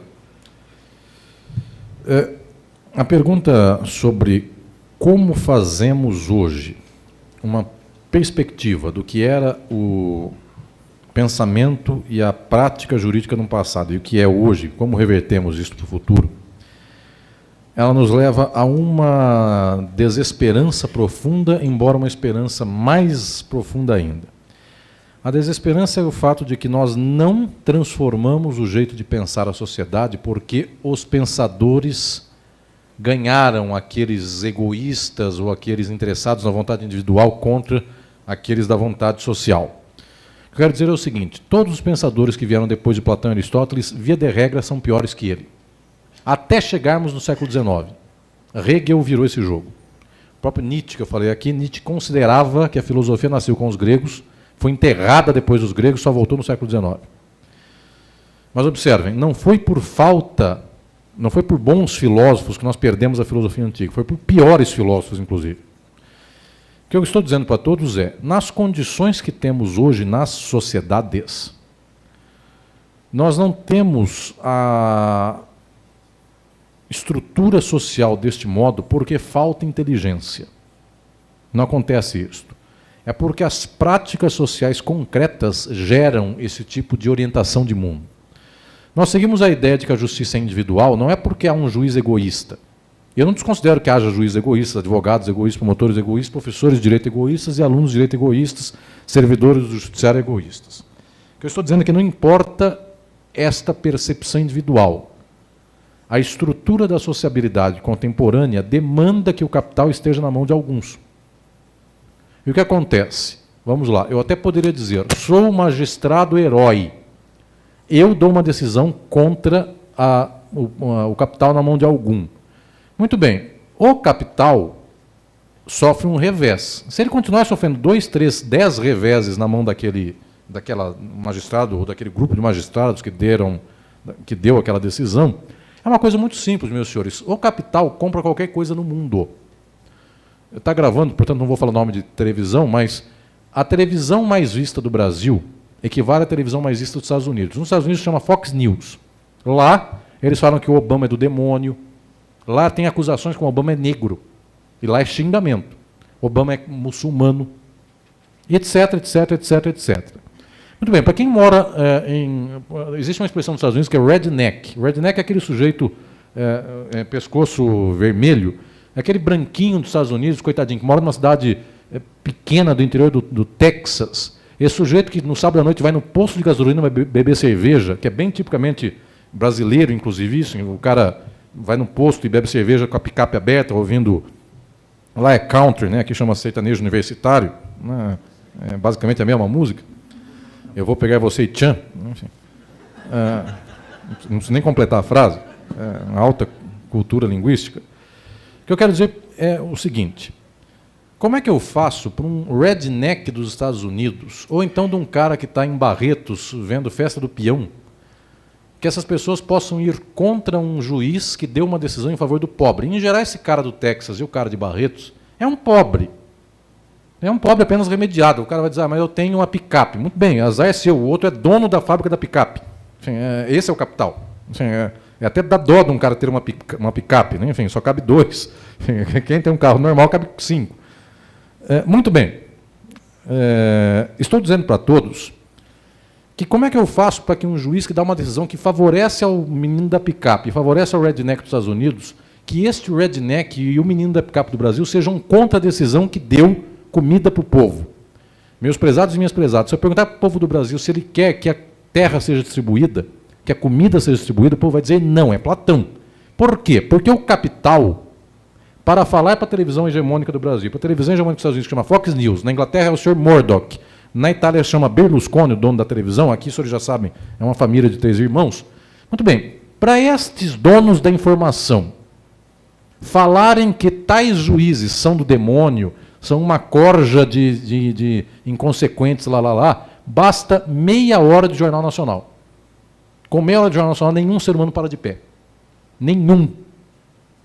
Porque a depender de como eu conto. Como é que eu vou contar?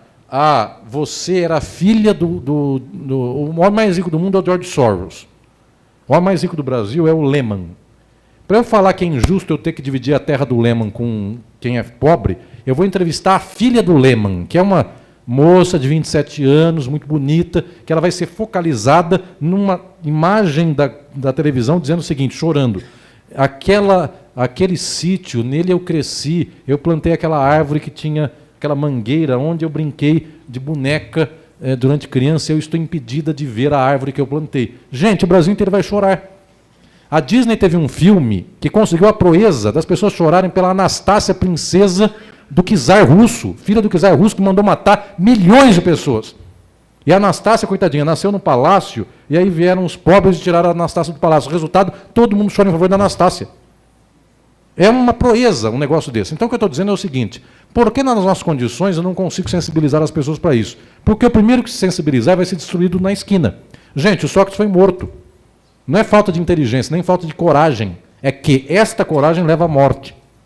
Nos termos que nós temos. Agora, a mudança é estrutural. O dia que o capital não mais existir e ninguém puder comprar televisão, nesse dia a gente vai juntar e vai falar, é bom distribuir com todo mundo ou é bom ter só para mim? Aí é uma questão de lógica, mas a lógica só vale em momentos nos quais não vale outra coisa. Na condição de hoje, vale o capital. No feudalismo e no escravagismo, valia o senhor de escravo e o senhor feudal. Acabou aquilo, virou o capital. Hoje não vale a pessoa dizer, eu sou senhor do Brasil. Tanto é, eu dei o exemplo do Eduardo Cunha. Eu posso dar o exemplo para essa plateia que ninguém vai dizer, não, eu acho que o Eduardo Cunha tem que mandar como senhor feudal do Brasil. Ninguém pensa isso. De fato, a gente venceu o feudalismo, a gente venceu o escravagismo. A gente não venceu o capitalismo. Agora, a gente já venceu 2 senhorios. Vencer a determinação do capital é fácil. Fácil nas condições quando eu explico para o povo o que é isso. Agora, obviamente, eu tenho certeza que isso aqui que se explica é muito raro. A filosofia, gente, é peixe que não se vende em peixaria, em mercado. Infelizmente, é 1% que lê. Eu tenho certeza disso. Gente, basta entrar numa livraria. Este livro aqui tem 600 páginas. Tudo bem, eu chego numa livraria, eu vou pegar meus equivalentes de filosofia do direito. Tenho lá. E do outro lado tem uma estante chamada Resumão plastificado.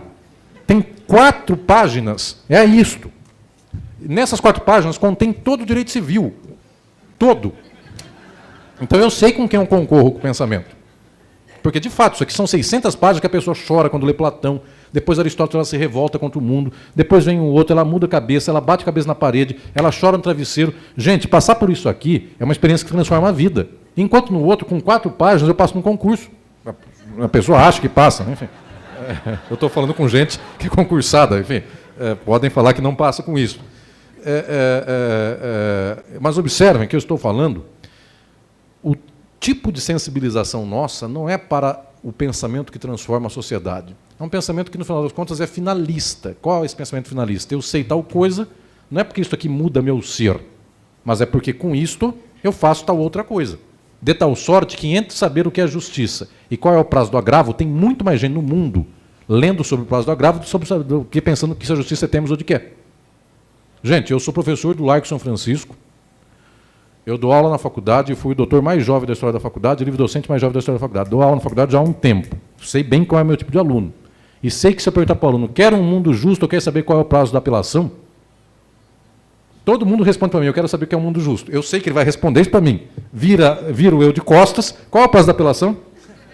Porque, no fundo, o que é? Um pensamento finalístico. Eu sei isso para fazer aquilo. Agora, no dia em que acabar a determinação do capital, Dr. Paulo, Dr. Luiz Manuel me deram a ocasião de algumas vezes falar sobre isso aqui. No dia em que ser faxineiro paga 10 mil, porque para dividir o dinheiro do George Soros e do Lehman, dá para pagar 10 mil para o mundo inteiro. A pessoa vai dizer 10 mil eu não vivo, vou dar 20 mil para cada um. Se o Brasil tem 2,5 trilhões de reais de PIB, dá para dar 40 mil reais por pessoa. Tá bom. De salário. Porque o Brasil, volto a dizer, não é Gana. Gana, infelizmente, na hora de eu distribuir, vem para cá. O Brasil dá para dar 40 mil reais por pessoa. Se eu der 40 mil reais por pessoa e falar, você pode escolher entre ser faxineiro, porteiro, professor, profissional de educação física, dançarino de axé muá, bailarino da Ivete Sangalo, pintor de quadro, escultor, pianista, magistrado, promotor, advogado, etc. e tal. Gente, a profissão jurídica esgota em 3 minutos, porque tendo a opção de ser dançarino de axé, dançar lambada, ganha 40 mil reais dançar lambada. Despachar 400 processos por semana, aguentar corregedoria, saber se está fazendo nos trâmites devidos, usar terno e gravata, ter que tratar o colega do lado de Vossa Excelência, ter que sorrir para quem não se gosta, ter que encontrar o elevador do TJ, ou não vou falar do TJ, do TRF, e topar com quem não se gosta, etc. e tal. E do outro dança lambada, e do outro ainda sai como, sei lá, Munhoz e Mariano, enfim. Vejam, potencialmente o povo quer isto. Entre ser o Neymar e ser juiz, ninguém quer ser juiz, quer ser o Neymar. Nas condições que a gente tem na sociedade, a gente sabe, o Neymar é um, o resto joga no Grêmio Catanduvense. Ganha, portanto, R$ 1.500. Então, melhor do que jogar e ganhar R$ 1.500, eu mais ou menos apostar que vou prestar um concurso e vou passar. Só que para isso precisa saber qual é o prazo do agravo, o que é comoriência. Vejam, a mesma pessoa que tem que saber o que é o prazo do agravo tem que saber qual é a comoriência. Qual a ordem da abertura no direito das sucessões, do inventário, na comoriência, porque já que morreu todo mundo na mesma hora, quem vai ser considerado primeiro na comoriência? Coisas como o que são arras. Vejam, o que direitos reais, enfim, a pessoa vai saber minúcias das questões mais esdrúxulas, o que é arribada forçada no direito comercial. Veja, nunca alguém vai trabalhar. O doutor Paulo já julgou algum caso de arribada forçada? Nunca, enfim. 33 anos de magistratura, nunca vi um caso de arribada forçada. Cai numa prova. No direito comercial, Código Comercial de 1850. Então, vamos lá. É melhor saber isso ou é melhor pintar um quadro? Ou melhor entender como é que funciona a estética do Portinari? Ser videomaker, para quem é mais moderninho. ser arquiteto, ser pessoa que decora casa, decorador, fazer roupa, enfim, é melhor do que saber agravo. Muito bem, no entanto, a sociedade é capitalista, o povo quer saber o que é agravo e ninguém quer decorar casa, ninguém quer saber de outras coisas. Então, estou dizendo para todos que nós temos uma formação social na qual as pessoas, não é por vontade livre, totalmente própria, que gostam mais de dizer George Soros é seu porque no registro não é dono. É porque ele é posto numa máquina no qual, no primeiro dia dele de estagiário, são meus alunos do Largo São Francisco, têm 18 anos de idade, são idealistas, querem mudar o mundo, larará. O pai fala para ele, você tem que fazer estágio, senão você não sobrevive. Muito bem, ele põe um terninho, já é bonito, né? Já acha que já é uma autoridade, vai para o estágio. Ele nunca ouviu falar disso, ele tem 18 anos, não tem direitos reais ainda. Ele vai para o cartório de registro de imóveis aqui do lado, pega um documento, uma matrícula. O cartório faz questão de colocar numa capinha do cartório e o cara bate um carimbo. Quem não registra não é dono.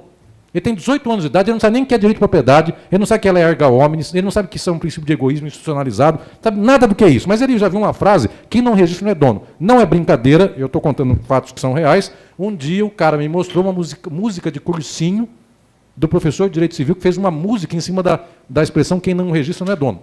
Que basicamente é quem não registra não é dono, quem não registra não é dono, para a pessoa guardar para a hora da prova do concurso. Resultado, não preciso, eu posso me esguelar. E pode vir o Sócrates aqui, e o Diógenes, antes do Sócrates, era um filósofo que andava com uma lanterna procurando um homem lúcido. Pode vir o Diógenes com uma lanterna. Não vai iluminar. Se dentro da minha profissão jurídica eu vou 40 vezes por semana no cartório e 40 vezes eu vou ver um carimbinho que não registra, não é dono. Resultado, George Soros registrou um patrimônio de não sei quantos alqueires hectares no Brasil. O reverendo Moon, existia um tal reverendo Moon. O reverendo Moon chegou no Mato Grosso do Sul, comprou meio Mato Grosso do Sul, bateu um carimbo, está registrado. Quem não registra não é dono, então vieram lá os sem terra e ocuparam a terra do reverendo Moon, e o reverendo Moon nunca pôs o pé no Mato Grosso do Sul, nem no Brasil. Estão lá lavrando a terra, plantando a terra. O moleque que desde 18 anos viu lá, quem não registra não é dono, pergunta para o MST, você tem registro? Não, então não é dono. Olhem o aspecto psicológico da coisa. Porque de tanto falar, vamos lá, a voz do povo é a voz de Deus. De tanto a gente ouvir que a voz do povo é a voz de Deus, a gente tem certeza que é. Quem não registra não é dono, e assim vai. Nós vamos fazendo chavões que estruturam uma vida social. E a voz do povo não é a voz de Deus. Se Platão escutasse que a voz do povo é a voz de Deus, é a pergunta, vamos matar Traveco? Dá 79% de sim. Ou seja, a única conclusão que eu posso dizer é o seguinte, então Deus é a favor de matar Traveco. Pasme, o povo considera também isto, enfim, que Deus é a favor de matar o Traveco, que é uma figura muito peculiar, esse Deus que fez o Traveco e é contra que ele viva. Enfim, é um problema de psicanálise divina. O que eu estou dizendo para você, Jefferson, é que com muita tristeza eu olho o tempo presente e ao mesmo tempo com muita alegria, porque o que eu já tive de gente, eu posso contar nesses meus anos de fala para o TJ, para o TRF, para o TRT, para o Ministério Público, para a OAB, e tudo no plural de todos os estados do Brasil e do exterior. O que eu já tive de gente que depois de uma fala minha, depois de ler um livro meu, num autógrafo ou numa conversa aqui no final, chega para mim e fala, o senhor mudou meu jeito de pensar, eu nunca mais consigo pensar dentro da caixa, eu saí da caixa e não volto mais para trás. Não me custou mais que 1 hora de fala, para mostrar para a pessoa que é um absurdo eu achar que eu sou de Deus e o meu irmão tem que morrer de fome. Que está errado quem fala o contrário, não isto. Que Jesus é alguma coisa que equivale a com o Eduardo Cunha. Enfim, vejam, quantos segundos eu gastei para falar que Jesus não equivale ao Eduardo Cunha? 12 segundos. Só que, vejam, eu podia falar para 170 milhões de pessoas, só que o dia que eu for para a televisão, e a televisão que tem o jornal que fala para 100 milhões de brasileiros, eu falar às 8h30 da noite neles, Eduardo Cunha não equivale a Jesus, no momento seguinte a televisão me corta. Todas as vezes que eu dou entrevista, inclusive, ou eu falo de assuntos cândidos para a televisão, aí vai, mas se entrar num assunto apimentado, então nosso tempo acabou, doutor Alisson, agora vem tempo e temperatura. Enfim, ou eu falo de como Platão morreu, enfim, mas se eu pular um pouco mais para frente, já não falo mais. Mas estou dizendo para todos é o seguinte, para convencer o ser humano que o outro é irmão, demora 10 segundos. Não é difícil, eu tenho muita esperança no mundo. A pessoa fala para mim, tem tribunal que é conservador. Até o pulo até a página 3. Gente, eu tenho sempre o ser humano. Você é cristão? Sou. Você acha que todo mundo é irmão? Sou. O cara está passando fome, hein? Se eu falo assim, o cara entende. É um outro jeito de contar a história. Então, o que eu quero dizer para todos é que eu tenho profunda esperança de que a humanidade possa se transformar em 2 minutos. Desesperança, porque as condições que fazem a sociedade se transformar em 2 minutos não estão dadas, mas não é difícil ser dado. E volto a falar, condições que transformam o mundo, às vezes a gente espera milênios e não acontece, às vezes em 1 segundo o negócio acontece. Há 2 anos, o Dr. Luiz Manuel e o Dr. Paulo Magalhães me convidaram aqui para uma fala, e eu disse a respeito disso. Na Tunísia e no Egito, tinha ditador na Tunísia, ditador no Egito, estava 35 anos por lá, o exército inteirinho era dele, o cara era um carrasco. Na Tunísia, um fulano, como é que caiu a ditadura da Tunísia? Por 35 anos, todo mundo que juntava o povo na praça pública, lia livros, vamos transformar e fazer a revolução, era todo mundo morto. Era tanta gente passando fome que na Tunísia, um dia, um fulano era feirante, vendia fruta. O ditador da Tunísia mandou avisar, esse fato é exatamente assim, aconteceu faz 3 anos. Mandou falar que a barraca dele de fruta tinha sido caçada, ele passava fome vendendo fruta, mas aí sem vender fruta ele passava fome de morrer mesmo. Esse cara tinha 27 anos, tinha um filho de 2 meses. Esse cara foi caçado na barraquinha de fruta em Tunis. Esse cara, com todos os feirantes de Tunis e o povão comprando fruta, verdura, esse cara começou a chorar, pegou álcool, que alguém tinha lá na outra ponta, jogou no corpo, pegou um fósforo, riscou e morreu. E 200 pessoas viram. Muito bem. Os caras começaram a protestar, onde já se viu, esse cara morreu injustamente, era um amigo da gente, nosso vizinho, lutador, um filho de 2 meses, etc. e tal, lá. Veio a polícia, eles começaram a fazer gritar, veio a polícia, bateu em todos os feirantes, e o povo que estava por lá. Os feirantes, no outro dia, começaram a protestar. Veio a polícia e bateu de novo. Só que depois de uma semana, a polícia matou uns 25. E aí, juntou os parentes dessa gente que vieram por lá. Em 2 semanas, a polícia não conseguia mais parar de matar essa gente e mobilizar essa gente. Em 1 mês caiu o ditador. Como é que o ditador da Tunísia caiu? Um cara foi proibido de vender fruta na feira. E não é que ele falou, então vou fazer a revolução da Tunísia. Ele tacou fogo no corpo e morreu. Assim. Meus senhores, o mundo se transforma nas horas que a gente menos espera, menos imagina. Só que eu estou dizendo o seguinte, se por 1 mês o cara tacou fogo no corpo e mudou a Tunísia, está fácil a gente mudar o mundo. Apenas, volto a dizer, as condições nunca estão dadas nos jeitos nossos. Mas para ser dado falta 2 minutos. Então o que eu estou dizendo é a beleza do pensamento, inclusive sobre a sociedade, o Estado, a política, a justiça. Quando alguém bebe desse pensamento, é álcool no corpo. No primeiro que acendeu a fogo, vai morrer. É Sócrates, Platão, Aristóteles. Mas se todo mundo colocar álcool no fogo, aí todo mundo fica vivo, sem acender fósforo nenhum, e o mundo se transforma. Aí a coisa é outra. Portanto, eu falo com muita esperança, Jefferson, do que a gente pode fazer com esta reflexão que enseja o nosso tempo presente. Obrigado. Professor, nessa linha, que eu posso falar? Nessa linha, não é? A gente tem um princípio na Constituição, que é a justiça social. Então, está lá previsto, é normativo, né? Alô, estão escutando? Não sei. Mais alto? Então, na Constituição nossa, tem um princípio que é o princípio da justiça social. Então, quer dizer o seguinte, se o juiz começar a aplicar esse princípio, ele vai ter problema? E uma outra questão também que eu queria fazer para o senhor é o seguinte, o senhor falou que, era o Platão, né, que negava, não é isso, a noção de democracia, né, que era pela sabedoria. Né? A Magna Carta, em 1215, poderia ser um exemplo de documento produzido pela sabedoria? Obrigado. Obrigado, muito obrigado. Alô? Alô. Agradeço muito as suas reflexões. Em primeiro lugar, a Magna Carta, ela teve uma sabedoria que foi limitar o poder da Idade Média feudal, mas, ao mesmo tempo, ela é, talvez, a carta fundadora da própria organização capitalista. E ela é que institui, inclusive, o primeiro arremedo do princípio da propriedade privada. Então, ao mesmo tempo que ela tem uma sabedoria de limitação do senhor feudal, que era o monarca inglês, ela, ao mesmo tempo, está preparando o terreno para o exato oposto. Então, a Magna Carta talvez seja o princípio do anti-aristotelismo e do anti-platonismo. Né? Mas usa sabedoria. É que o princípio de sabedoria, conforme Platão e Aristóteles tomam, né, como referência, é sempre uma sabedoria em favor de todos. É que a gente depois usa sabedoria em outro sentido. Porque, vejam, quando eu tomo hoje sabedoria, eu posso falar qualquer coisa quanto a isto. Enfim, sabedoria de lidar com a vida, etc. e tal.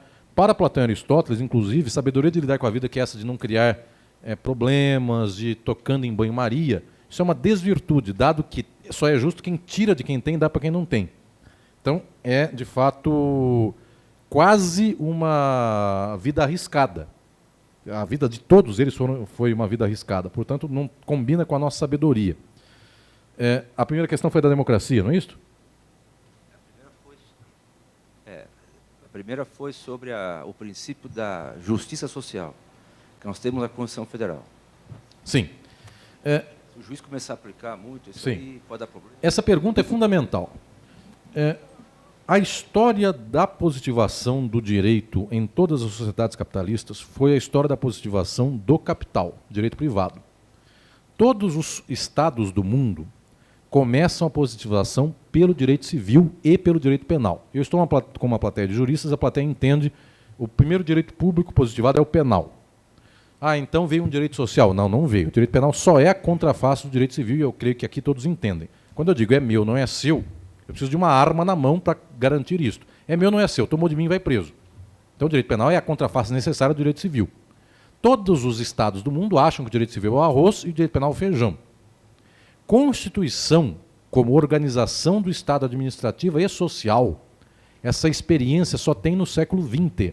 Tanto assim que a própria história do direito constitucional não consegue fugir dessa verdade, quando ela diz a primeira Constituição, nos termos modernos sociais, é a do México em 18 e a de Weimar na Alemanha em 19. Só. Antes disso não tinha essa organização do direito constitucional. Mas qual é a grande inteligência das constituições sociais? É que elas são capitalistas e, ao mesmo tempo, elas servem como uma espécie de refresco à própria vida jurídica. Porque para um jurista não se sentir, basta 2 minutos para o jurista entender que ele administra o capital. Basta entender o que ele faz no dia a dia, ele administra o capital. Mas para ele não sofrer com isso, o que acontece? Vem os direitos sociais, como, por exemplo, a função social da propriedade. E a partir daí diz, bom, mas eu estou fazendo isso, mas também tenho a função social da propriedade. Uma vez, uma pessoa fez uma pesquisa, na USP eu recebi isso, essa é a única pesquisa que eu não estou falando com, eu não estou asseverando, eu estou lembrando de memória.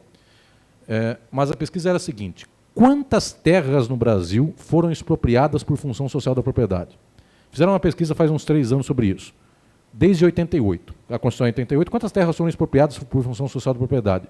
Pesquisando os 26 estados, mais o Distrito Federal, 27 unidades da Federação no Brasil, de ponta a ponta, a resposta é uma fazenda em Tocantins.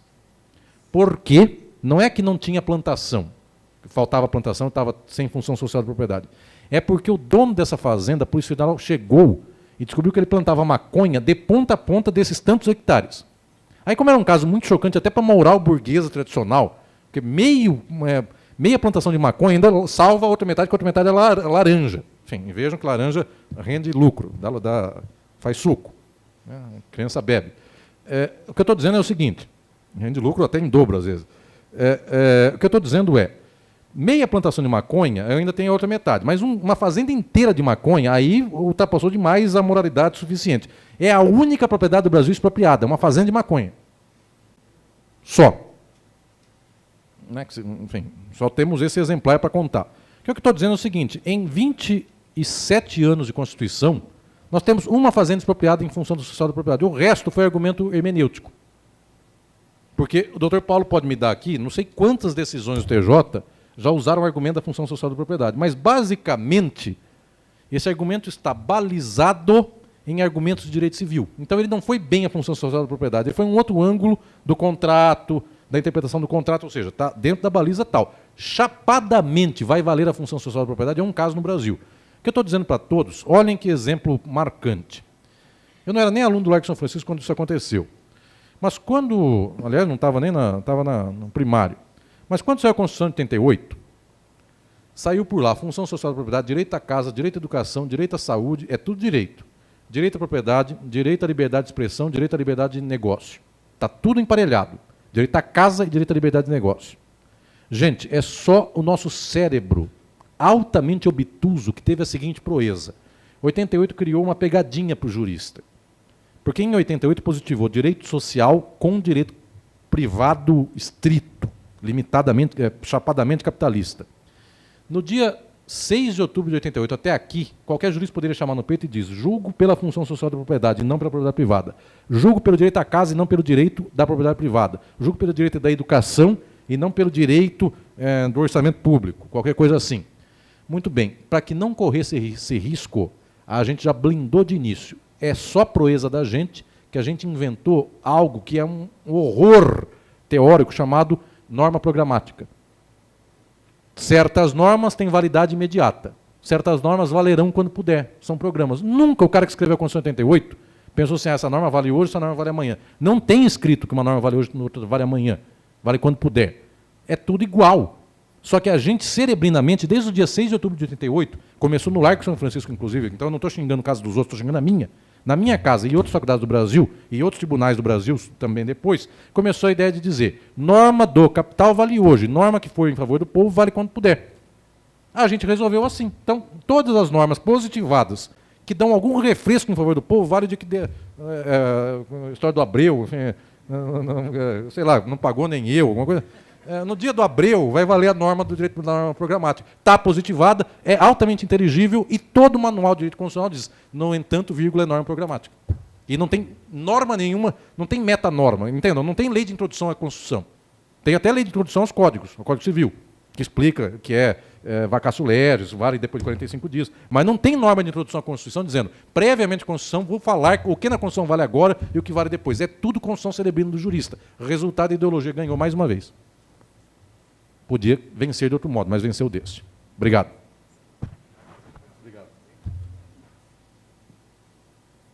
Bom, então, pelo adiantado da hora, vamos ter que encerrar aqui essa aula inaugural, mas temos ainda com o professor Alisson mais 2 aulas pela frente.